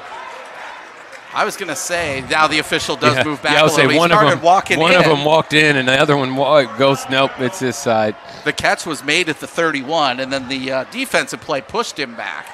But the official did walk back to the original spot of the catch, which is the correct call. All right, so 1.5 minutes and counting. Merrillville, again, quickly to the line. They're looking deep. Hill looking to scramble. He's moving. He breaks out of the pocket. He had all kinds of people around him. Runs out of bounds after about a 7-yard gain. He probably ran 40 yards to get those 7. But Hill just so elusive in the open field. I mean, I got to give our hats off to our defensive line. I mean, we're small compared to them, but we're getting pressure. Yeah, and they thought they had him contained for a second there, but the footwork of Hill just amazing there. So $1:23 now at the half. Clock stopped on the out of bounds. Hill receives the snaps. He looks. He's going to go again. And as he approaches the line, he throws, and there's a flag out in the secondary, which is probably a defensive call. I see a holding on the defense. Yep. Yeah. Going to be a 1st down. So +10 that one for Merrillville. Boy, Hill was awful close to that line of scrimmage when he let that go. Yeah, that was tough to see in real time. He's done a great job, too, of looking like he was going to run to draw the defense's attention and then slinging the ball out at the last second. Just a really talented young man in Michael Hill. And again, as he terrorizes the DAC, only a junior. Mm-hmm. He's coming back for another one, folks. So much talent in this conference, guys. Yeah. You see why it's tough to win on a week in, week out basis in this conference. You see young men like Michael Hill. That's why. Uh-oh. Oh. Come on. Offsides. Michigan City jumped on that one. Yeah. He didn't jump. He went up and He just walked walked in. across. He just walked in. Just. Yep, the last thing you want to do is give Merrillville 5 yards, but now they're in plus territory here at the 48. And no time going off the clock. 1st and 5, 1:17 to go. No time came off on the penalty, so the first one or the second one for that matter. Hill drops back. Again, looking to beat pressure. That is slapped away. Nice defense. Number 11 there for Michigan City. Devontae Fields breaking that one up. Okay, so you can make contact for the first 5 yards. Correct. What if you're 15 yards down and you're the offense and did you see the hand stick to get free? That's called offensive pass interference. No, we're not going to It's call it. never going to get called. But yeah, I mean, it was very obvious from where I'm sitting. But And it was just a great job by Fields to be wide on Right, right on yeah, that one. yeah. Watch their slot guy, guys. Fake the handoff, And drop he's back. open. Again, Howard had a chance. nope, And broken. that up. is broken up. Again, good defense by Michigan City. I think that's Jeremy Thurman back there in coverage, number 5. Unless Michigan City has another number 5 on defense. Young man playing And two he's tired ways. too. They're gonna be careful. They may run that same play because our defense is. He's going right into the hole. And That's like what he's doing. Yeah. He's wide open in the slot. They're Yep. playing 10 to 20 yards off of him. He's taking about 7 yards down, and he's cutting across the middle Yeah. wide open. 1:05, 65 seconds till the half. I mean- 21-7 Merrillville, 3rd and 5. Another big down. We've said it a lot tonight. We're saying it again, If folks. he takes an out, he's going to be open. Hill drops He's got back. 21 Again, open he right now. scrambles. He's got the back open. The catch is good. He tries to stay in bounds, and he breaks out of it. Out of bounds at the 30. That is number 5, Smoot again. Great footwork to He break had the number tackle. 21 on the left side of this field wide open, too. Just nobody even picked him up. 54 seconds to go. The Pirates offense doing exactly what it's done all night, just carving up the city defense. And Merrillville still got that one timeout in their back pocket. You might think it's the Slicers. No, it's the Pirates slicing up the Wolves defense tonight. 4 wide again, 3 to the bottom of your screen. Hill drops back. Pressure. He breaks out of the pressure, gets to the outside, right around Buzzkirk, and is going to get out of bounds at the 15. Just Hill, you think you have him contained. He is so fast. That's Ethan Buzzkirk, an all DAC linebacker, and he just leaves him in the dust. Mm-hmm. If you think you have an angle on Hill, you're probably wrong. 44.9, about 10 seconds coming off the clock This on is that going one. right Hill, side. he's going to run the swing pass out to Jordan. He juggles, he catches, he breaks a tackle. Where's the He's hold? looking for There the it end is. There zone. it is. He's in There for should the have been score, There but should have been about 5 holds on that. I was like, well, you got 2 flags. yeah. Okay. Well, Yeah, there's there's- only enough flags for 2. I mean, but holy cow! I was like, Get in, folks. We're going flagging. It probably is going to be a hold. This is all going to come back, thankfully, for the Wolves. Again, that young man, number 21, Jordan, just making guys miss in the open field. Holding. It is a hold. Yep. It is coming back. So it's going to be 1st and 20 from the 25 for the Pirates. That play took about another 10 seconds off. 35.4 shows on the game clock at this moment. yeah, that was the only thing that helped us. There was the time. It was a long-running play. Yeah. So Is this? Do we wind the clock now? No, not on a. Michigan City They still have 1 timeout, too. looking for the stop. Merrillville going to have 3 cracks at it here from the 25. Short throw over the middle, again loose and tackled down with the catch. Number 10, Bogard, who had the last touchdown. He's taken out near midfield, short of the first down. Clock running 20, counting quickly. And Merrillville quickly to the line. That's where the hurry-up comes in handy. And there's a flag. Hill floats one. It is knocked away. Beautiful. Good defense. I believe that was Devontae Fields again.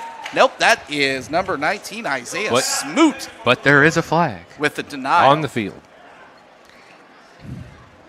Are they going to call roughing? No, it was before. The flag came out at the snap. It's at the line of scrimmage. It came out Okay, at I the didn't snap. see. Okay, I see it. So it's either somebody wasn't set or Actually, I believe there were 2 flags, one on the far side. Yeah, And there's one in the middle. of the field. So the middle of the field might be a defensive call.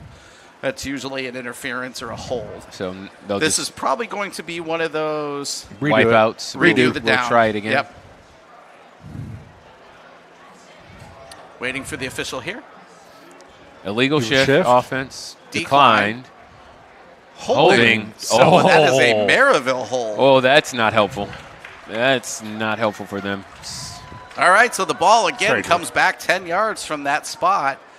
They will have it second and long from the 22, first down marker at about the 5, so call it second and 17. 10.8, Michigan City in don't let them get behind you mode here. I'm just tackling people. And a quick screen set up. He runs into his own guy, thankfully for Michigan City. And that's the half. Timeout. There is a timeout left on the board for Merrillville, and Yep. they quickly blow this one dead. And that will be their final timeout, 2.3, and I believe that's in the middle of the field. So this is probably field goal territory for the Pirates, I'm going to guess. Ball rests on dead center of Ames Field at the 20-yard line. Call that about a 37-yard kick if they decide to go for it. 21-7, Michigan City's defense hanging on for dear life here. You know, the old hang in there 80s motivational poster? Yeah, that's exactly where we are right now. Dug in with our nails. Score at the half at Chesterton. It is the Trojans leading the Vikings 14-10. And a little bit earlier, we had been talking about Crown Point getting off to a quick start against Portage. It's kind of slowed down a little bit, 26-7 right now in the second quarter. All right, so let's see what the Pirates come out of the half with. Looks like the big man, number 96, out there for a kick. Again, dead center of the field. Holder setting it up at about the 27. Call it a 37-yard attempt about to come up here. 2.3 seconds left. The clock will start on the snap. Wolves jumped. And we jumped. And we gave him 5 more. Just making it a little easier. 5 yards there, boy. Remember they talked about mental mistakes in the beginning? Yeah.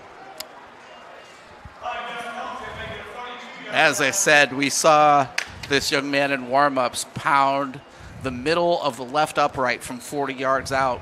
Call it about a 50-yard range on a kick like that. Now he's in with the ball about to sit down on the 22, so this will be a 32-yard attempt. Extra 5 yards here.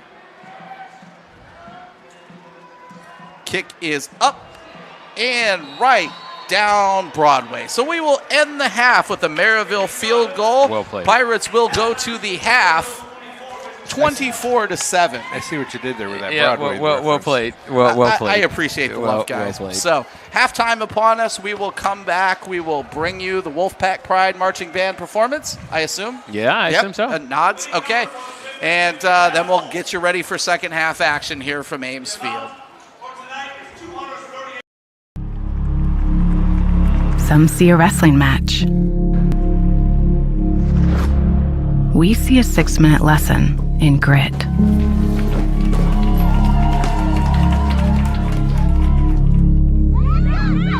Some see a coach sending a runner home. We see a mentor guiding a student athlete into the future.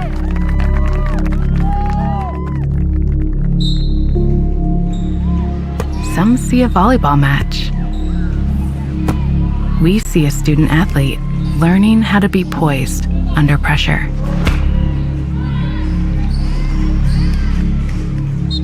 Some see a high school football stadium.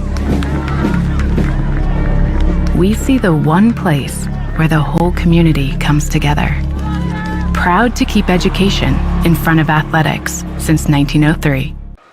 And we're back. We are back. It is halftime here at Ames Field in Michigan City, and the Pirates lead the Wolves 24-7.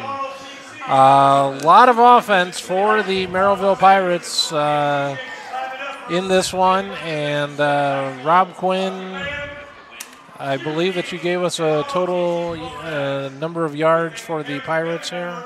Yeah, total number of yards is staggering. 436 total yards, 249 through the air, 187 on the ground. I'm sorry, 268 through the air, 187 on the ground. That is a lot of yardage for one half of football. But we talked before the game about Michigan City has done very well in the second half. They are about to have their biggest test of the season here coming up in the second half. And in the entire scheme of things, 24-7 probably is a lot closer than this game might seem.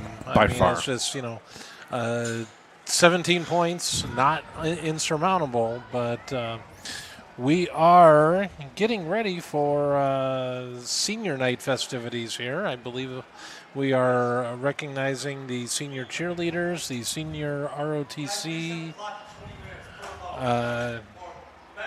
JROTC, and also I want to say potentially the band members.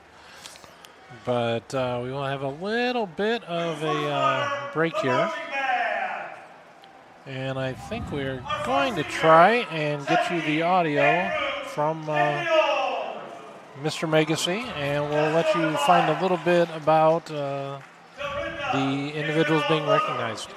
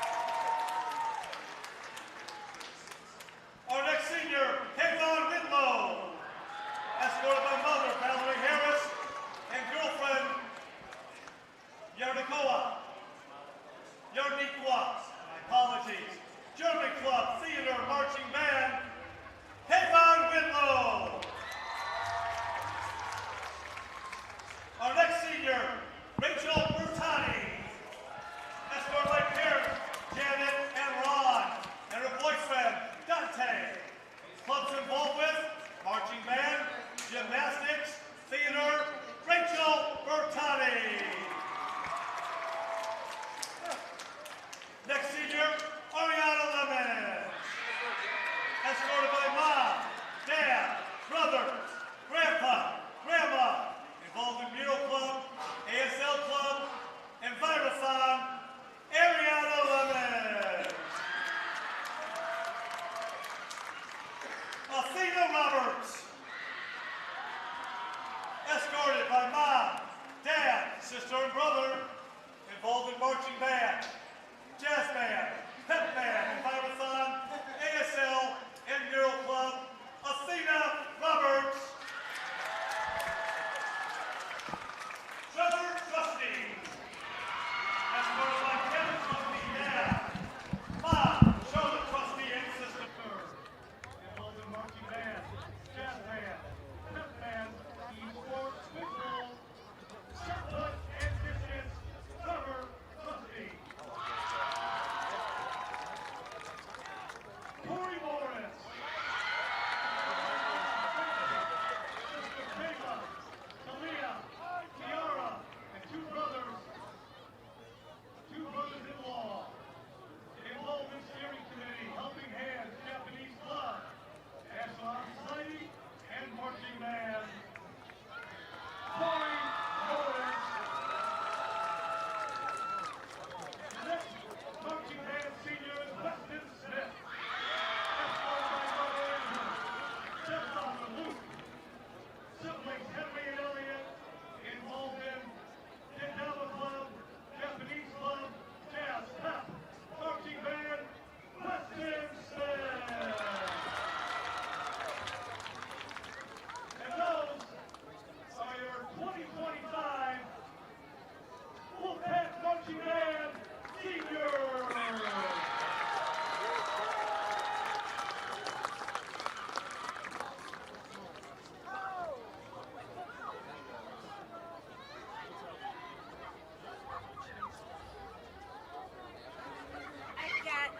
They've got paper towel in there, but I've got.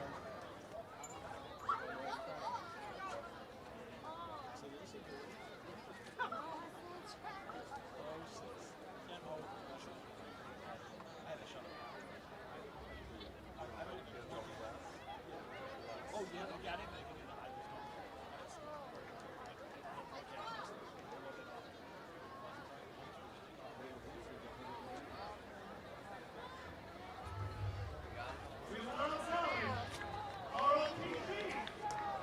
First, we acknowledge Mariah Williams. Also, Brandon Coronel. ROTC, Peyton Down. Escorted by Trina and Markdown. Involved in JROTC, Environmental, French Club, and National Honor Society, Peyton Down. Our next ROTC is Robert Pierce, escorted by stepmom, involved in JROTC, Robert Pierce.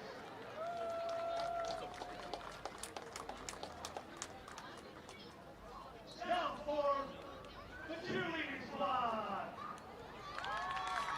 We would like to acknowledge Maya Williams, who is not with us tonight. She is out of town. Maya Williams. Adriana Bergdorf. Escorted by Mom Melissa, dad, brother, grandmother, cousins, and friends. Involved in flag football and cheerleading, Adriana Bergdorf. Our next cheerleading senior, Annalisa Tony. Being escorted by Elise Smith, father Richard Smith, boyfriend, siblings, and grandparents involved in cheer, gymnastics, National Honor Society, TSHS Helping Hands, Parish Club, Annalisa Tony. Our next senior, Ginger White.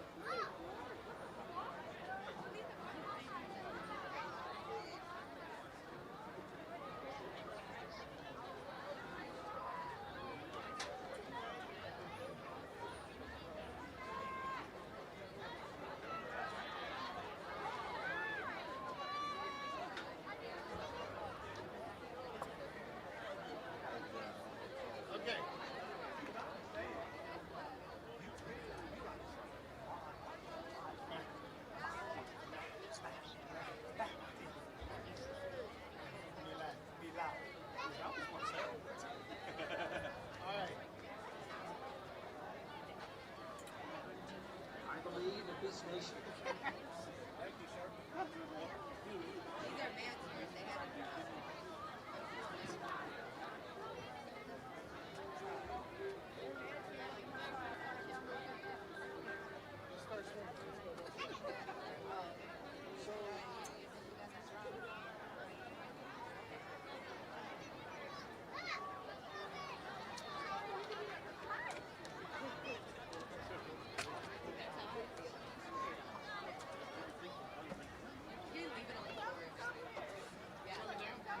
Yeah, I gotta go get liquid.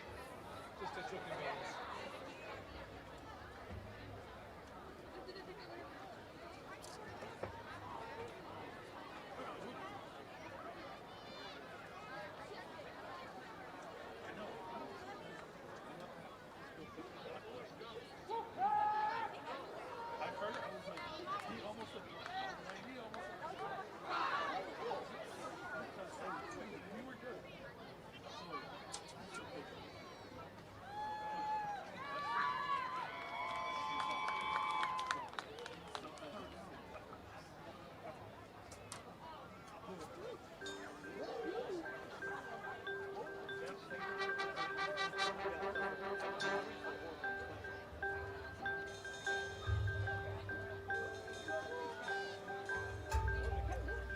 I believe that this nation should commit itself to achieving the goal before this decade is out of landing a man on the moon and returning him safely to the earth.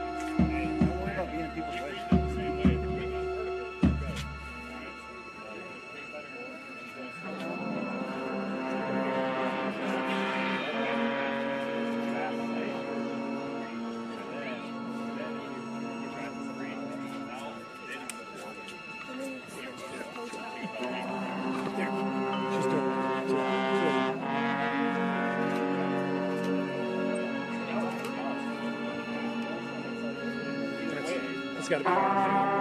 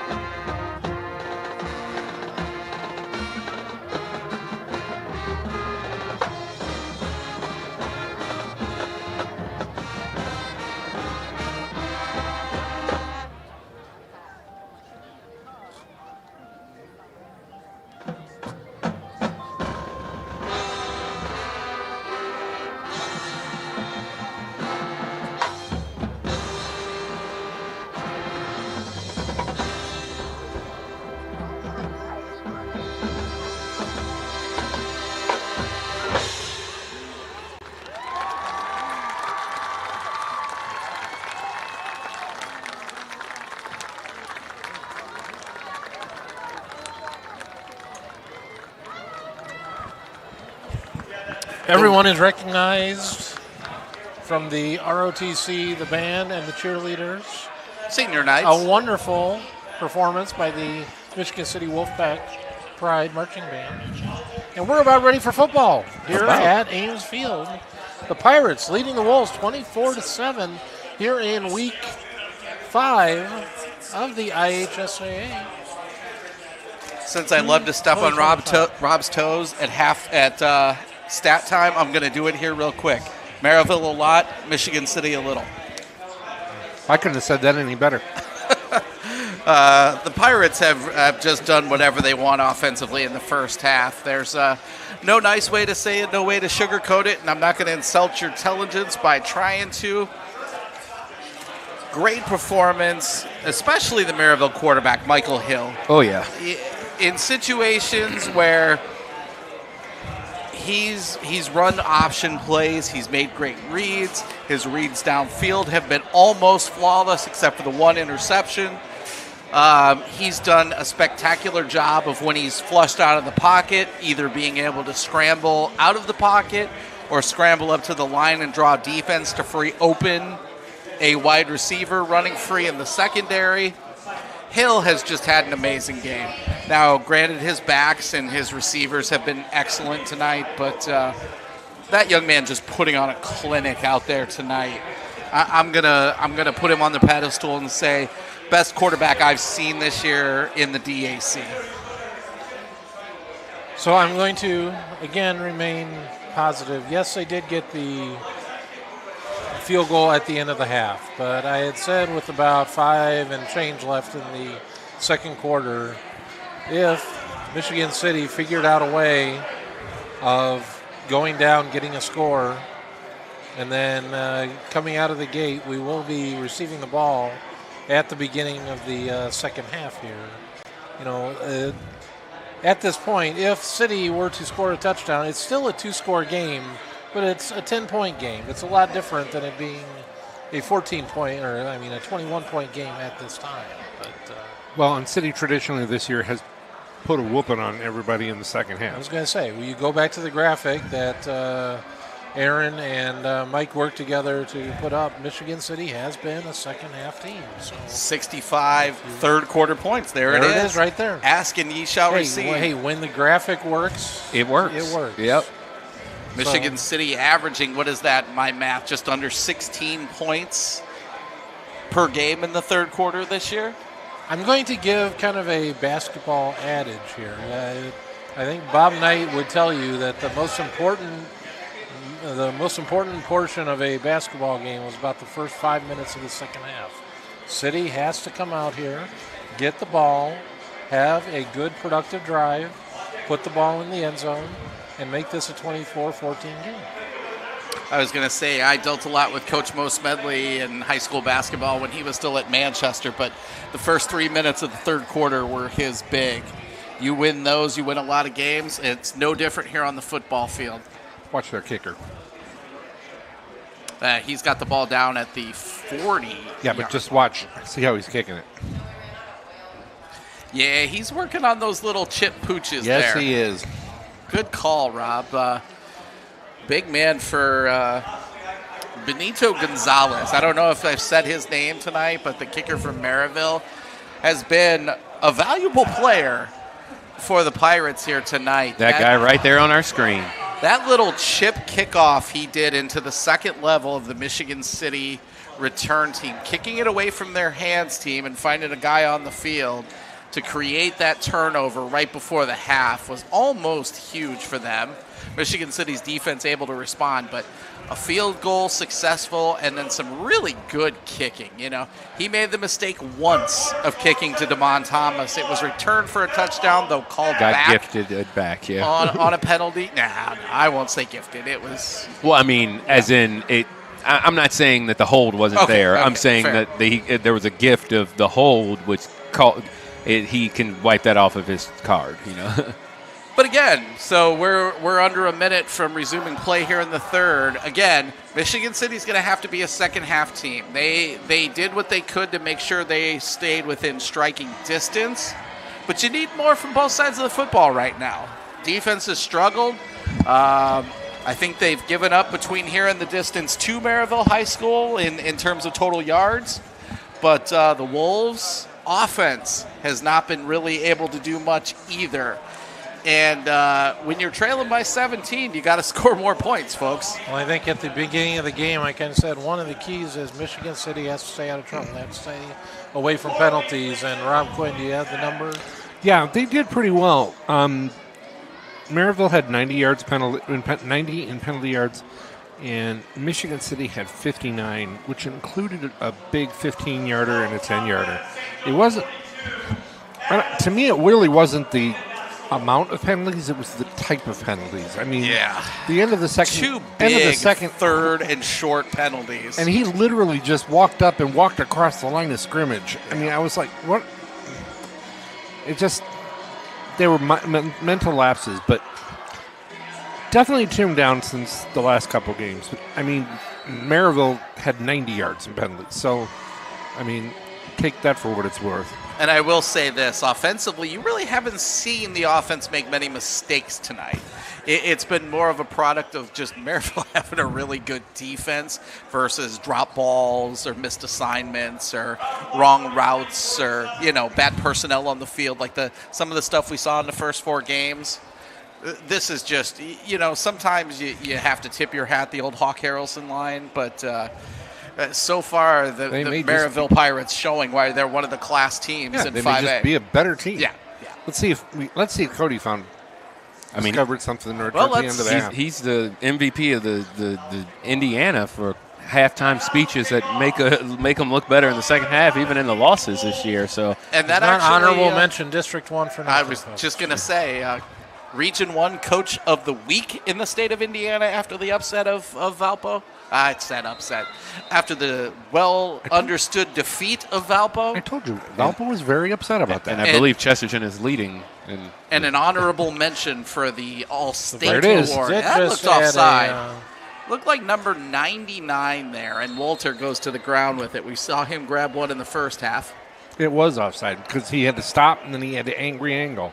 Yep. And they were already down. But the officials were already downfield looking for the football. So Michigan City fair catches the ball on the 30, and that's where the offense will start with it 3 seconds into the third quarter. We need to get the eye in the sky for high school. I do see drones flying around here. Yep, Merrillville. And City. Does City have one? I think City No, has I one. don't think we do. No? I'm going to be confident in saying that. Okay, there's one here every week. Anyone It's who'd like always to the away Is it team. always the away team? Always the away team. slap their name on one and donate it to the program, get a hold of us, please. We'd like a Maverick, I believe, at least. Right, Rob? A Maverick? Yeah. You mean a Is it Mavic? Mavic, whatever. Listen. Nobody told Actually, me. here's the thing. You can't get them right now. Oh. First play of the second half is a short run for Michigan City. Demarion Evans with the run. And a flag down on the play. You definitely don't want to start first and long to start the second half, but we'll see what the call is. Yeah, drones are sold out everywhere. So right now, if you got one, take good care of it. Personal foul. Shot to the head on the defense. Oh, that's not good for Merrillville. Oh, All right, so that's a plus 15, folks, and that'll be tacked on after the play. All right, so Michigan City gifted 15. Let's see how they respond. So the ball is out near midfield at the 48-yard line of Michigan City. They wind it up 10 seconds into the second half. Wolves 5 wide. Trin back there by himself. He is going to keep. He is loose, and a nice run there. Run. Nice read. Yeah, because that was pulled out of the gut. Yeah. Because he saw he was going for a loss at that point. So Demarion Evans running that little sweep action. And Hart really holding deep. He's gotten really good at that this year. Mm-hmm. The key to that play is how long you can hold on to the football to draw attention to either the cutting back or the quarterback, with the football there, and see if you can misdirect somebody to give up that gap discipline. So 2nd and 4, let's call it. Thurman pushes out across the first down marker and takes down a Pirate on the way. much needed, establishing that run. Yeah, that's big. Again, You want to give this defense a break, folks. This is the best way to do it. Yeah, even though they had halftime. But I'm sure they got an earful at halftime. But. And like I said, I know you're chasing 17 points, but you've also got to be able to control the clock. Fake, keep for Hart. He pushes out for a couple. Inside the 40 to the 38. That was a really good idea to keep that because they had the corners sealed. Yeah.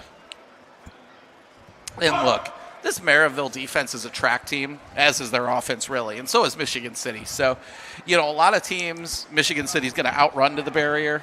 Not this week, guys. Yep. You got to block it. Yeah, you have to be technically sound. All right, we're lulling them to sleep. Zaire time. And instead they flip out to the outside, and just going like we nowhere. said, Merrillville defense with 2 there to shut that down. Thurman, a loss on the play of about 2. 3rd and 12 coming up here from the 42. Michigan City needs to get the ball. Looks like a 2 about the 30 if I'm seeing the sticks right. I really didn't like that call. No. I really did not. I wanted something over the top, not. Well, you're going to see it and here he's gonna have to get nice rid of that. Pick up on the protection by Thurman. Thurman kept his quarterback from getting killed on that one. Yep. One of the outside linebackers blitzed and was coming free. And Trin would have been looking for healthcare coverage had that hit. That would have made. been a good Tweety Bird flying, I thought I saw a putty tat. Yeah. So Michigan City going to punt now, 4th and 12 from the 42. Look to set Merrillville back deep. Let's see another one of those right turn kicks inside the 10 here from Mr. Barnes. Or is this Serrano? Those numbers, I swear. They wait, and now they... There you go. And we're going to get a first down because he ran into the kicker. That was not smart. I keep waiting for Michigan City to run a fake out of that. I think they're looking for it. Because, they hold on to the punter isn't being rushed. He holds. Why not? And he takes the extra yards. Let the blockers get more time to get downfield. Is there a difference in high school between running and roughing? Maybe. 5 and 15. They're just calling running. Yeah. Running into. So 5 yards. Let's see if Michigan City decides to re-kick. I would. They could even take the 5 yards and think about going for it here. I would 4th too. and 7 from the 30. You see, I'm 7-yard Or line. they might not do anything. And they do keep the punter in the game. Actually, I think that's Serrano out there. Alvaro Serrano taking the action back there as punter. I'd do it again. Hold it. Merrillville does get one back there. This Good is kick. bounced out He's near being the held, 5. and there was And the return is a big one out near the 25. Where looks is like the he pushed flag? And this is going to go back for a touchdown. But there should have been at least 2 flags for holding. Where is the hold? And that's a touchdown, folks. I just don't understand why there was no hold called there. Looked like he might have got to the sideline, but it was never called. But prior to that, oh God, I'd have to find it on the replay real quick. There was a blatant hold where you saw the blocker throw his hands in the air like, I didn't do anything. And there should have been a flag, and they just watched the ball get ran down. Well, he didn't do anything. Yeah. So it's cool. Yep. Regardless, it goes down in the books as about a 96, I'm going to call it 96-yard punt return for a touchdown. You don't see usually guys field the ball that deep, but he did and returned it. Oh, and this one slips out of the containment. It's loose. It is still loose. And we can return this, right? No, Yes. you can't. You can't, yeah. It's a dead ball. Nope. I love listening to the parents complaining about the rule. Yeah. It's like, oh, come on. That's about the first thing that's gone wrong for the Pirates on offense tonight, as the extra point is over the head of the holder. And it is clocked down. So 30-7, Pirates with the lead. 9:10 to go here, third quarter of play. Take a quick break. Yep, let's do it. Some see a volleyball match. We see a student athlete learning how to be poised under pressure.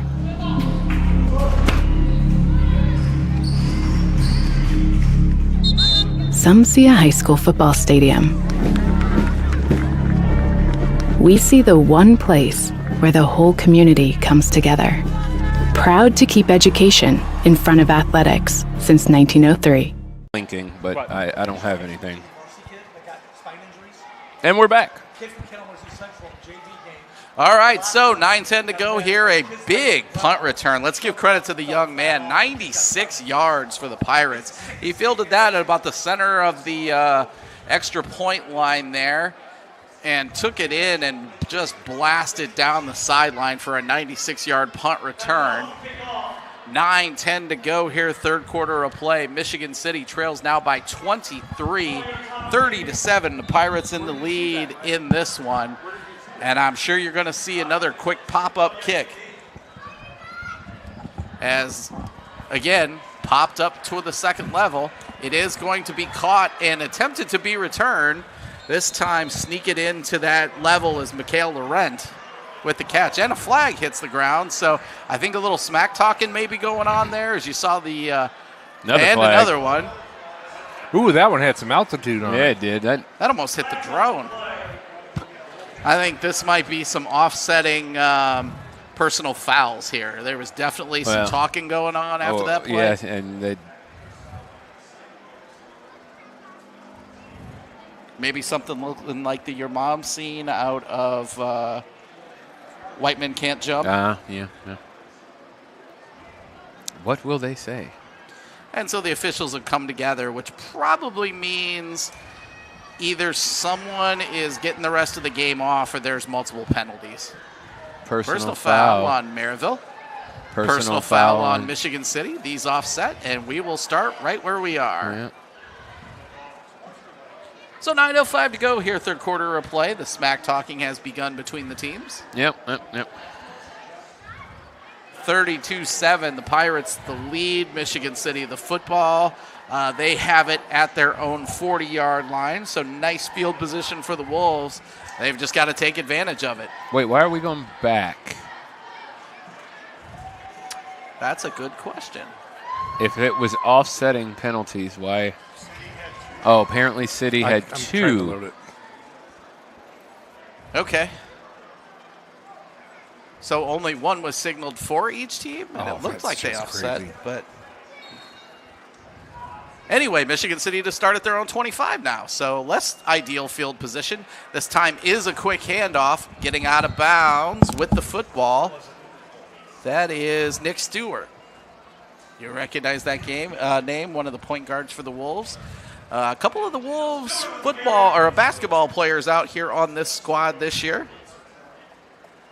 And my understanding is Mr. Daquan Fields also, who is a star football player for these Wolves, will also go out for basketball this year. So, all right, over the middle. Oh, man, that was almost a beautiful one-handed catch by Zaire McKinney, and he couldn't quite drag that in. He'd still be running if he did.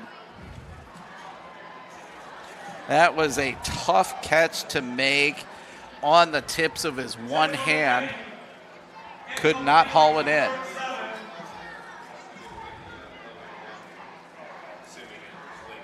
All right, so 3rd and 7 for the Wolves.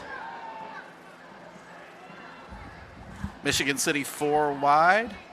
Hart, quick, releases under pressure. Laurent out near the down marker. Man, that's a nice spot because I did not think he got across the 35. I think they're going to call this a first down from where it's put, and they will.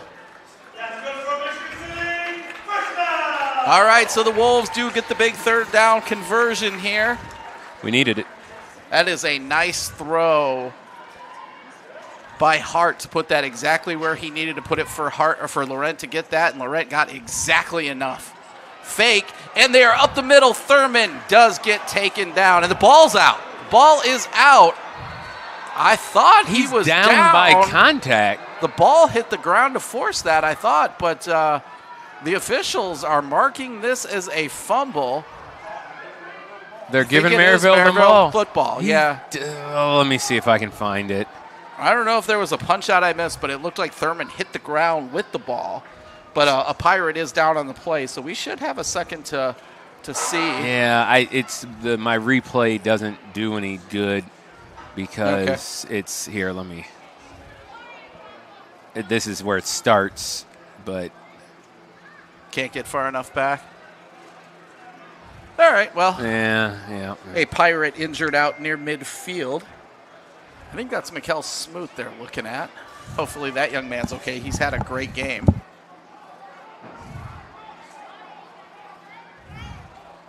We'll see what's going on there. So it is going to be Pirate football out near midfield regardless of this situation. An injured Pirate, and I think that is number 9, not number 5.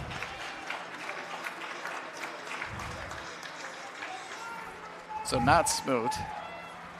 But regardless of the situation, Merrillville will take over at midfield, and they're actually not even messing around. Actually, the way they've got his arm brace, that looks like a shoulder injury. So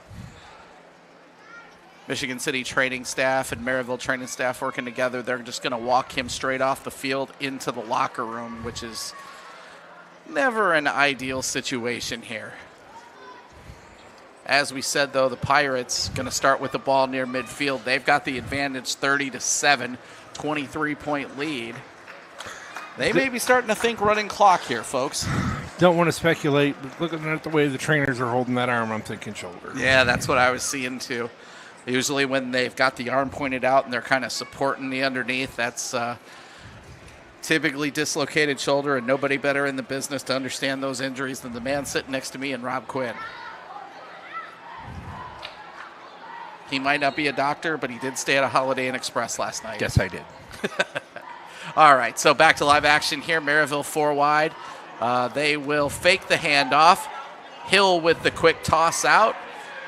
And just discarded. Woo! That play by Rynell Lewis just discards the Michigan City secondary player there. And clock stopped on the play. I didn't see what the action was. I don't know why. But it's going to be about a 2nd and 1. I don't see a flag on the field, so I'm not sure what the stoppage is about. Oh, I think that Michigan City player is actually being taken off the field right away. It looks like Eli Conley. They're walking right into the locker room. 2nd and 1 coming up for the Pirates. 8:22 to go here, 3rd quarter. Official has started the clock. So the Pirates will jog onto the field and get into formation here, ready to go. Probably not in any big hurry here. 23-point lead in the ball and plus territory. They will fake the handoff. Quick throw as he is hit and knocked down. Yeah. I was like, nobody was going for the ball. I would absolutely go for it just to make sure it's. Sent the kid to the Looked like Mark Fitzpatrick on the hit there. Nice pressure. Good read, too, to not follow the fake there. 3rd and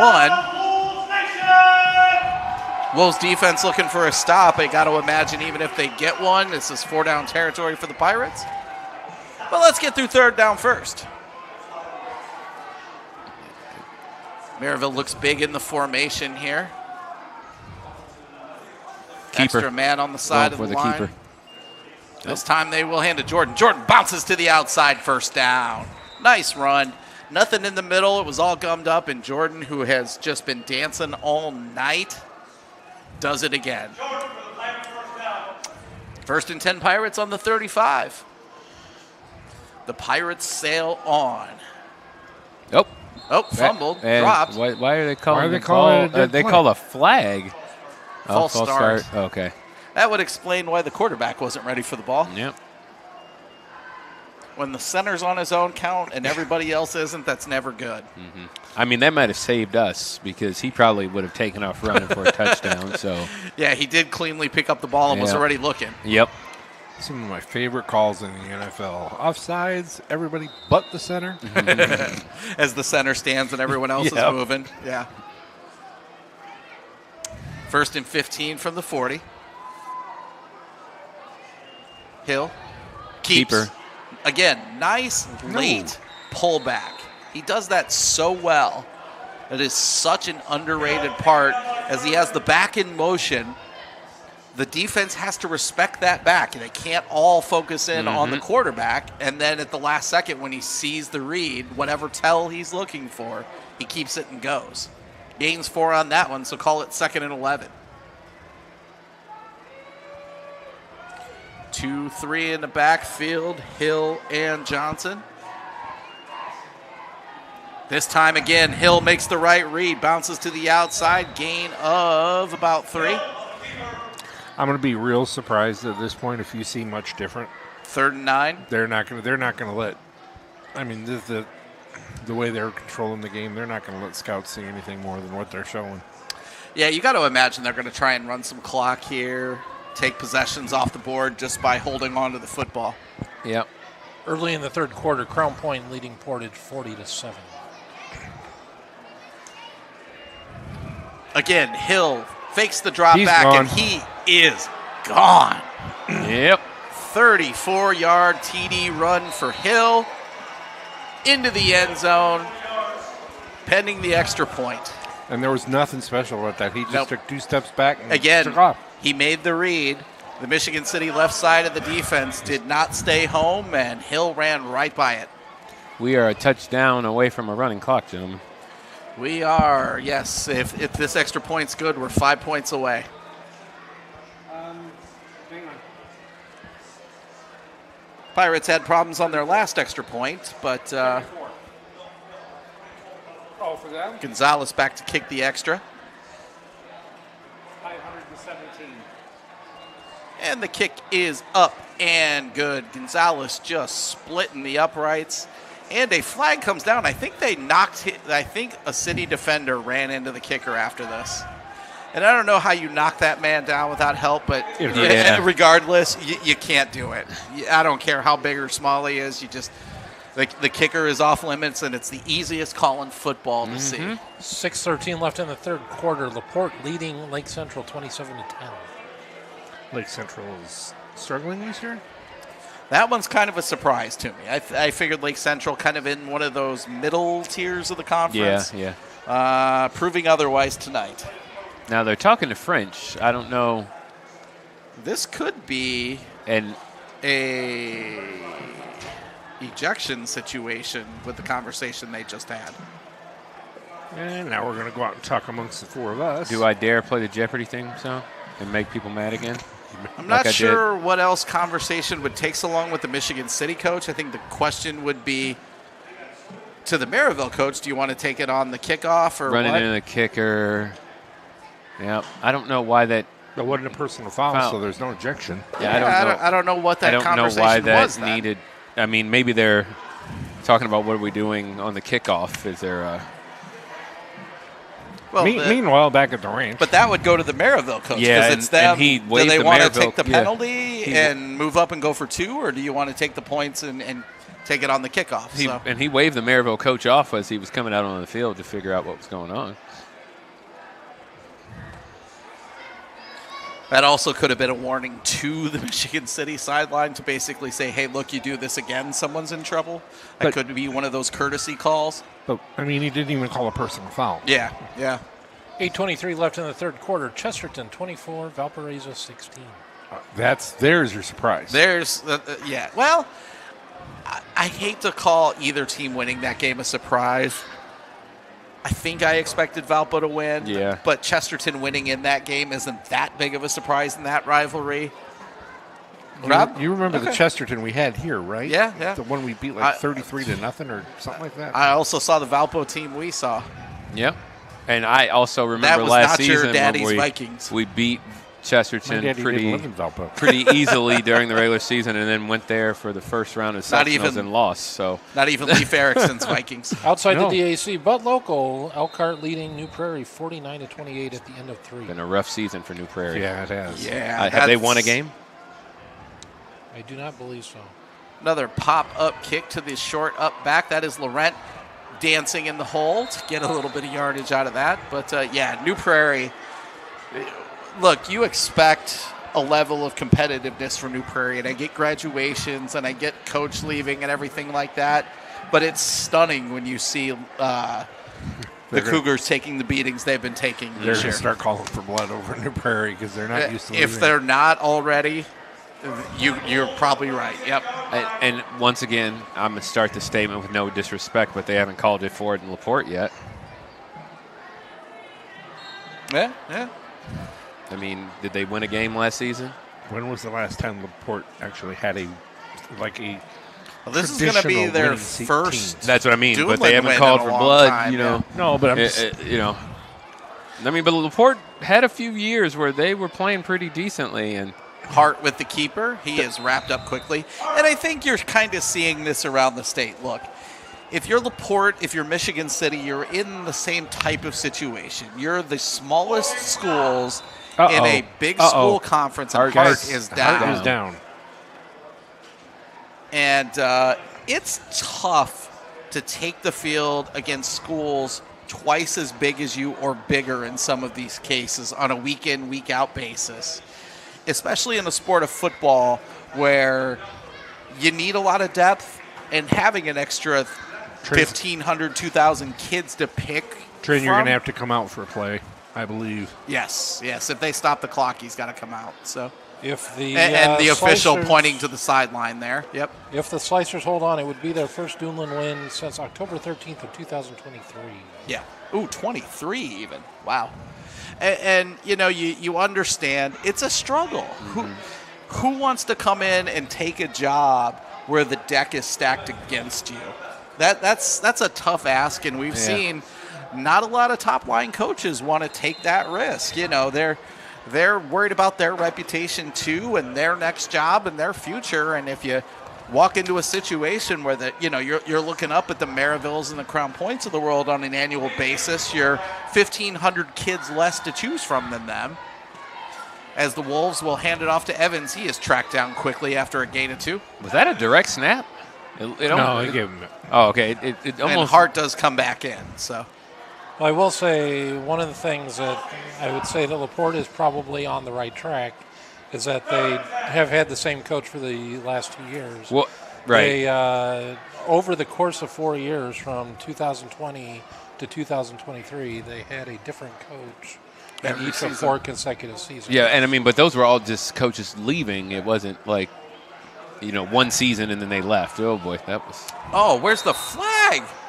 He was we're- grabbed coming out of his break That's by a the second. DB. That's a second. Like, Derek Cannon.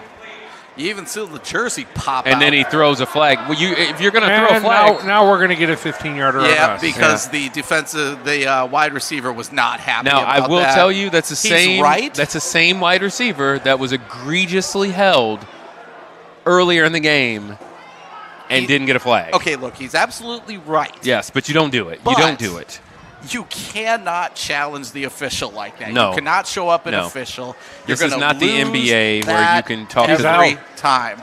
Somebody got tossed. And that also means he's going to miss football next week, I believe. Who is that? That's number 3. That is DeAndre Collier, and that's Okay. a very important part of Yeah. this Michigan City receiving corps, as Coach French is escorting him,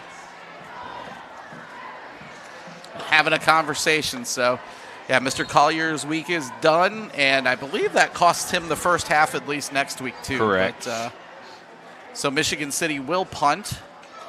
Serrano, the ball's going to come down out near midfield. There's a flag down on the 20. What are you doing? Ethan Buzzkirk tries trying to soccer stop it. kick that.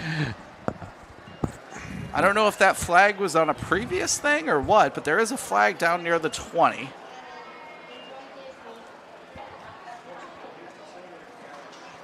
We'll see what's going on there. The officials don't seem to be making any point to talk. And there it is. It is a motion call, and I'm going to guess. They'll just. Yeah, they're going to say, no thanks, we'll take the football in plus territory. And they do, so it looks like the ball is going to start on the Michigan City 40 for the Pirates. Again, it's a 30-point game here, guys. Touchdown, and we have a running clock situation going on here. I think we all expected a tough game from the Pirates. They're a very, very good football team. I think most prognosticators, myself included, kind of put them in the second slot in the DAC this year. I think a running clock is a surprise, though. Okay, they took the 5 yards, too.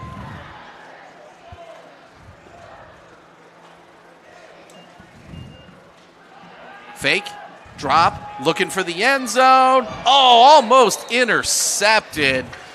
Beat on the ball. I think that was Jeremy Thurman, number 5 for Michigan City. Just had that go right through his arms, but nice defensive position for the young man there. 2nd and 10 coming up. I was about to make the statement. Do you know why defensive backs aren't wide receivers? But he's a running back. And I know. He actually catches the that's ball why out of the I had to- backfield. So I had to stop. this time, ball does go to the back.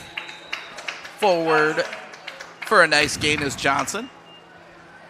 Give him a gain of 6 on the play. Inside the 30 to the 29. 5:15 and counting, third quarter as the Pirates go back to work. Quick Flag Hill again. looking, dancing, and guess what? He gets loose. He will throw the ball. And it was and almost is picked off again. Almost intercepted. A Michigan City back. That's Fields again. Devontae Fields having a great game back there, but he's going to remember that one. So what was the flag? That's probably a legal shift, so that'll be a 5 yards. I got to imagine the Wolves take this penalty because it would be 4th and 4, and we've seen the Pirates go for it all night in short territory like this. Or, I mean, once again, we go back to that average yards per play. Yep, yep. They'll pick this up. So ball at the 34 now. 3rd and 9, the situation. 4 wide, 3 to the top of your screen. Michigan City shows blitz. And handed off to Johnson. Holy mother. And there's your running clock. Dances into the end zone, absolutely untouched. 43-7. Pirates by 36. The running clock is upon us. Again, they have run that so convincingly all night where Hill holds on to that ball. This time, the right read, he gives it off to Johnson. Johnson runs in untouched. All right, so Michigan City, they're going to take their lumps tonight. They're going to learn a lesson, and we'll see what they take out of this week. As Gonzalez pounds it through good. That one goes outside of the stadium. I think I just saw it bounce into it hit the sidewalk and then went into the parking lot. So I don't know who's going to get that, but that's. All right, so 4:17 to go here.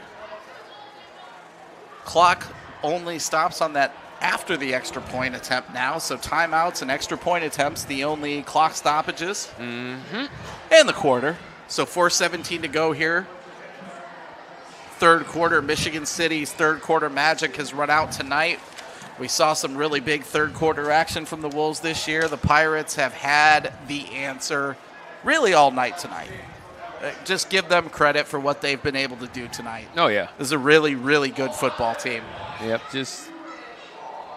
we knew from week 1 this was a game other than last week that you were going to have to watch, and you knew it wasn't going to be easy. And if you do win, it's a huge win. And, this sounds negative, but no one is going to be surprised to hear, Michigan City didn't win. And let's be real here. So, we see the result of Merrillville losing to Crown Point. We wondered how good Crown Point was this year after all the graduations. We figured they were still the class of the DAC. Yep. This shows you how good that team really is. Because Merrillville has come in here and just dismantled Michigan City. Yep. And that score, 35-21 a couple weeks ago, tells you how good Merrillville still must be. Crown Point. This was the most deceptive 2-2 team we've ever faced.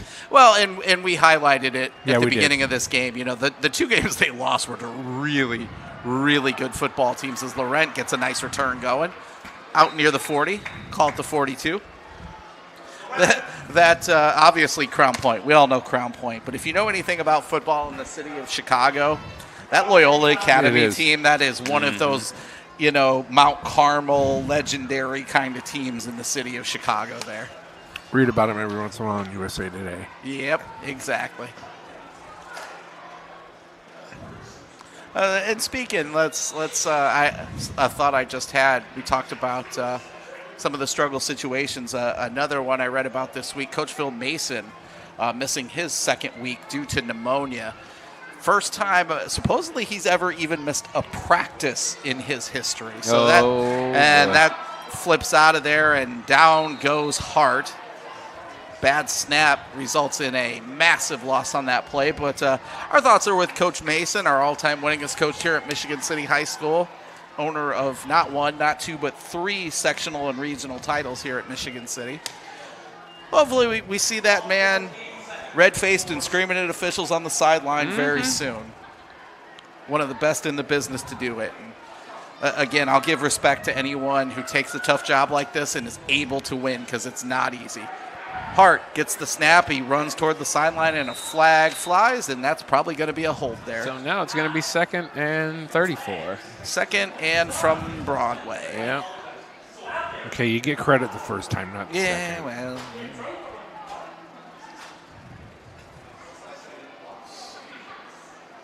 So the official's going to have a little conversation. Face mask, actually, on Merrillville. Oh. So It's a first. here's one of the fun oddities. Is it not an though. automatic first down? Nope, and I think we're about 3 yards short of a first down. So a personal foul is not an automatic first down in high school, which has always struck me as crazy. It is the IHSAA, and they have their rule book. And actually make it 2nd and 4. Actually, let's put it on the National Federation. Okay. Yeah, whoever. But Hart fakes, gets loose. He's out near the first down marker. Boy, that again looked like his head came back. But he is going to have the first down, so a nice run by Trin. Pardon me, that young man has had a tough night tonight. He's been targeted and hit a lot, and he's still up on his feet even after coming off for an injury. And guess what? He's still running the football, trying to answer the bell here for the Wolves. A tough 5'8", 145-pounder. I'm making As that he looks up. over the middle, that catch is sat down nicely. That is Zaire McKinney with that one. Haven't heard his name a lot since that first 2 big play. And there's a flag. And a late one. And there's another one. And And that another one's one. really obvious. Somebody's getting kicked out. Yeah. That was, I'm almost positive, that's number 71, Jeremiah Hurd on the offensive line, who had his hands, and you could see as he comes off the sideline, he's met by Coach French. Guys. And the problem is the clock keeps running while they have this lengthy discussion. I'm going to say that this running clock right now is a blessing in disguise because the longer this team remains on the field this evening, the more trouble that they are. And now we've lost an offensive lineman for next week. And that's the most important part there. They got us with 2. So 2 starters out for Michigan City. I was going to say, is it possible that they actually just had 2 They did. unsportsmanlike? 2 unsportsmanlike. So we're going back 30 yards. right now. You've got to be smarter than this, guys. I realize you're getting your butt kicked all over the field. And the clock continues to run as they walk all this off. They're going to be walking this off, or do we just reset it and keep running it while they continue walking it off into the 4th quarter? First down in Chesterton. Is it first down? It's second. Second down, I'm sorry. Yeah, and that'll do it for the 3rd quarter. So let's take a quick break. Let's reset and come back for 4th quarter action. Some see a wrestling match. We see a 6-minute lesson in grit.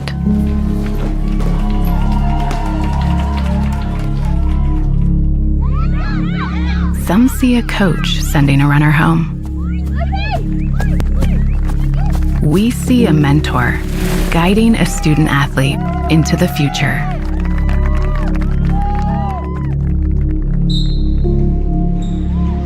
Some see a volleyball match. We see a student athlete learning how to be poised under pressure.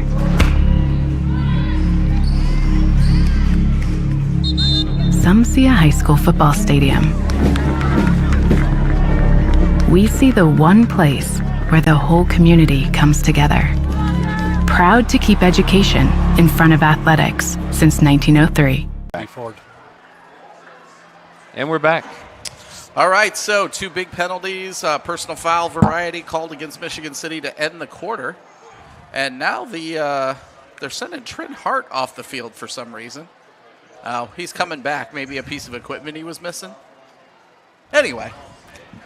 All right, so it is going to be a running clock situation for the rest of this football game. Pirates up 37, 44-7. Michigan City would love to strike and make this look a little better. And thrown right through the hands of Evans.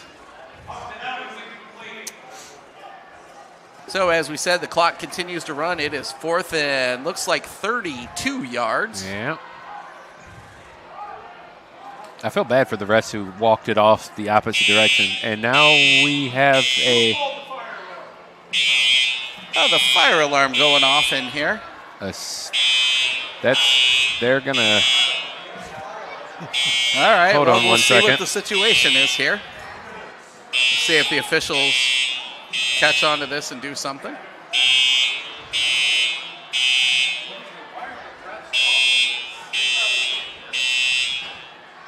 That was all kinds of discombobulated. I think it's going to be, illegal motion because the young man running onto the field for Michigan City hadn't got into position by the time the clock stopped. And yes, you hear the fire alarm in the background. I don't think there's any truth to the rumor that this is because of the Merrillville offense setting it off.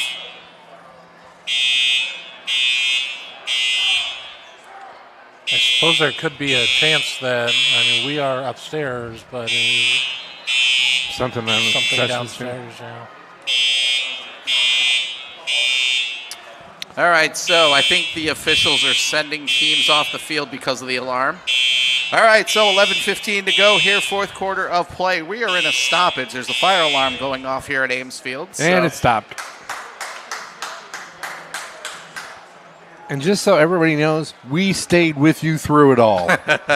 We risked life and limb for this one, folks. If you don't think we're dedicated before... against recommended medical orders, but we stayed with you through it all.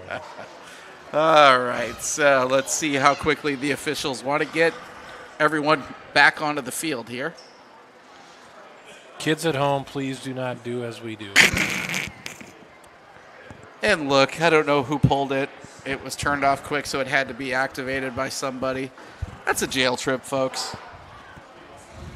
Don't mess around with the fire alarms, okay? Thank you. Public service announcement from the Michigan City Education Network. Sad thing is they stopped the clock. Well, it was an actual official game stoppage, so. Still could have left the clock run. I don't think anyone would have said anything, but yeah, our clock operators are on it. Well, they left. All right, so the officials seem to be getting the players back out on the field.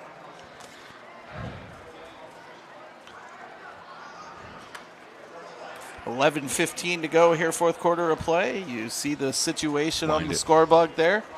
44-7, the Pirates, the lead in this one. Michigan City punting from the next area code, 574, as he looks to get it out of there.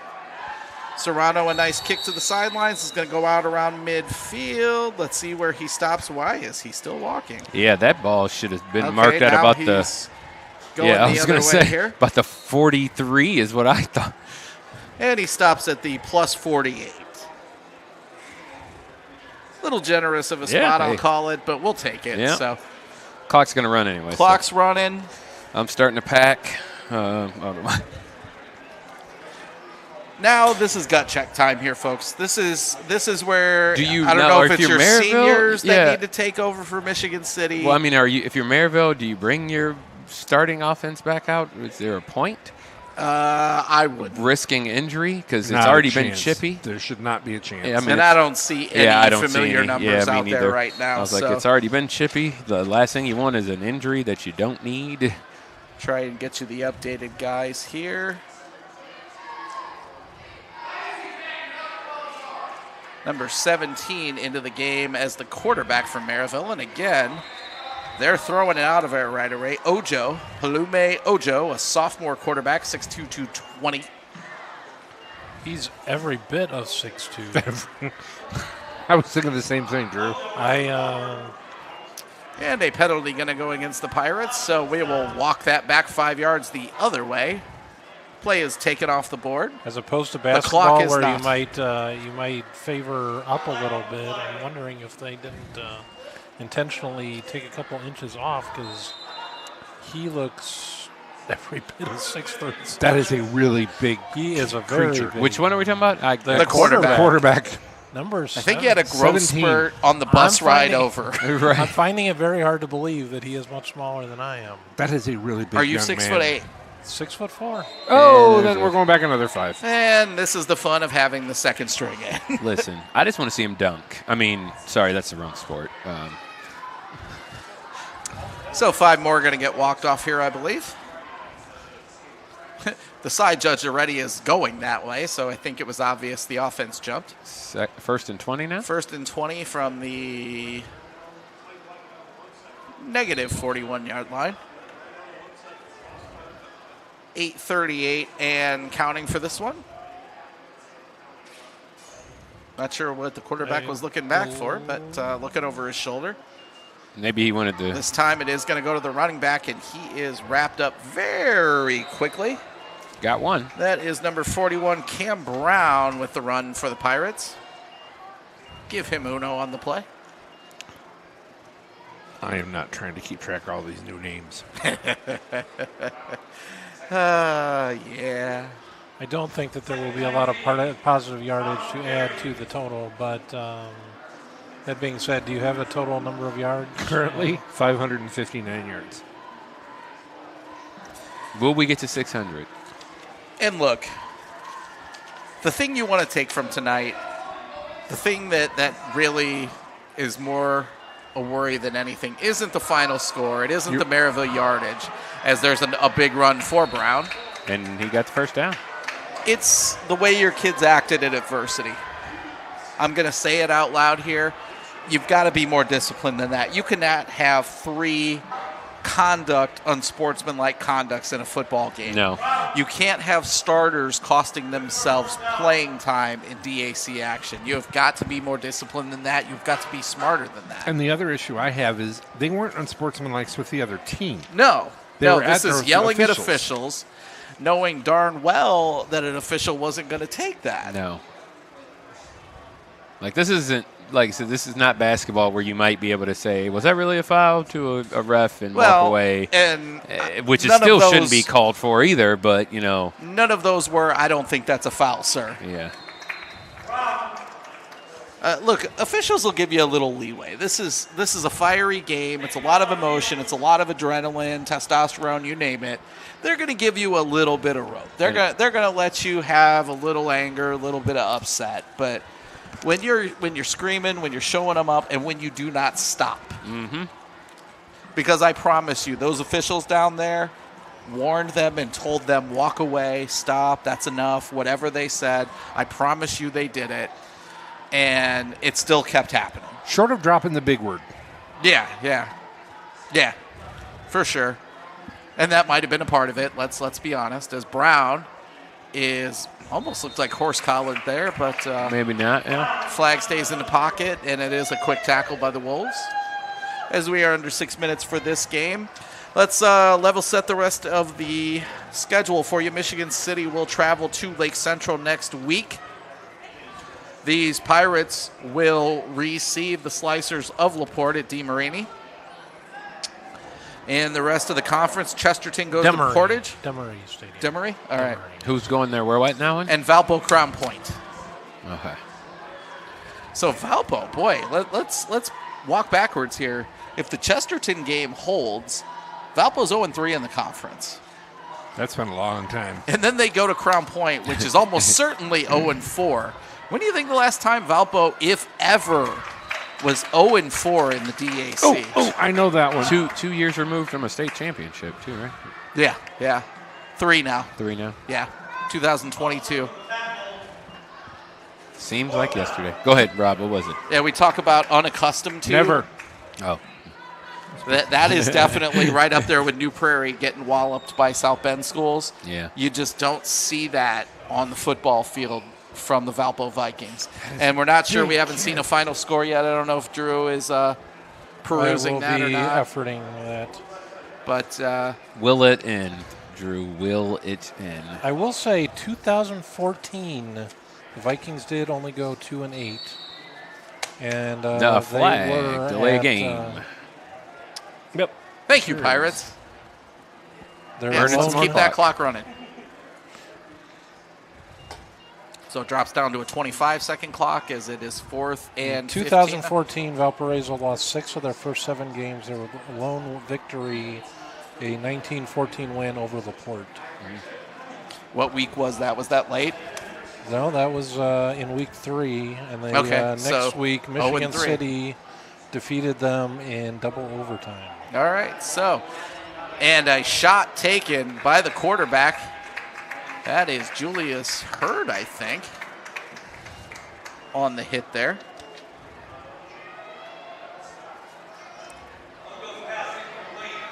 So that is 4th down, incomplete. Kind of surprised to see the Pirates going for it out there on 4th down, but I guess you want to get your second string some experience here. So, Coach That French was 4th down? Yep. Whoops. I thought that was third. Nope. Whole time I thought that was third. I was like, are they going to punt? And just kidding. Looks like they're going to be about. So Michigan City going to also send out some backups here. This is number 16, Jaden Baker in at quarterback. He had a snap earlier in the game, too. So He had a snap last week for the same reason. Trent Hart had to come off for a play, and this time he hands to Thurman, and Thurman is wrapped quickly. A host of Pirates there. What do you Second call and it? 10 coming up. What is a group term? of Pirates? Yeah, a group of Pirates, yeah. I'm just curious. A shipful? I don't know. 2:45 and counting in this one. Merrillville 44, Michigan City 7. And the scoreboard does not lie tonight. The Pirates have controlled this from the onset pretty much as Baker That's a tries face to mask. run, but is wrapped up quickly in the backfield. 3rd and very long now. Final from Portage, Crown Point 47, Portage 7. Robert Newell, number 39 of the Pirates, on the track down there. Baker, a 5'11", 170 sophomore. Getting a little bit of a chance to run around on the varsity football field tonight. And answer your question, a group of pirates is called a crew. Makes sense. Okay. All right, so Evans in, running with the football. He's actually going to be out across first down yardage. Wow. I think 1 minute. Michigan City stuck him in there for no other reason to make sure that they didn't have to punt again. Because this now resets the downs, 1:35 and counting. A nautical this should- community such as ourselves, shouldn't we have known that? We should have. Do we have a lot of Pirates on Lake Michigan? No. Okay, thank you. All right, so the Wolves, looks like probably 2 more plays, but they're definitely running down the clock to try and get this in as they again put it in the chest of Evans. Evans runs over a defender and is taken down after a gain of 3. And we'll definitely have, so we're on clock for 2 more plays here. Unless Cody calls a timeout. If he calls a timeout, I'm going down there and taking it out of his pocket myself. He's got 3 of them. I'm supposed to be doing the team picture on Monday too. That's going to be a lot of fun. Yeah. Do have a Everybody final smile. from Kiwanis. LaPorte 27, Lake Central 16. So LaPorte, their first win in 3 seasons Congratulations. in the DAC. There's a chance that they could. So Michigan City can actually walk off the field here now without running a play, and I think they should. believe they're going to Yeah. as multiple players start walking towards the sideline and the City faithful start lining up. Yep, they already are. Yep. All right, so this one is now in the books. All Merrillville all night long. Final score, Pirates 44, Michigan City 7. I don't know that there's much more to give to this one. Pirates really controlled this from the onset. Their offense just ran up and down the field, did whatever they want tonight. City's offense, outside of a couple long passes early in the first half, struggled to get going. And you saw it. Merrillville controlled both sides of the football, and they won the special teams battle. Merrillville scored in all 3 phases of this game, both a punt return for a touchdown, a field goal. They ran up, 600-700 yards of total offense. I think we lost count here, but No, we kept it. It's 585. 585. Okay. So they didn't make it to 6. Shame on them. We did not. Well, without a running clock, I think we would have, but all right. I don't think there's any need to belabor this. I don't know. You guys want to add not anything at all. to it? It's been a great evening. I might get home before midnight.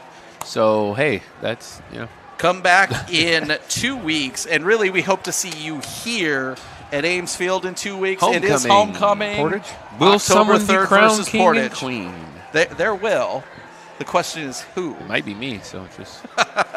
Are you eligible? What's your GPA? I'm writing my name in. What's your GPA right now? Yeah, it doesn't even matter. I'm writing my name in. We know you've got the activities. I'll vote for you.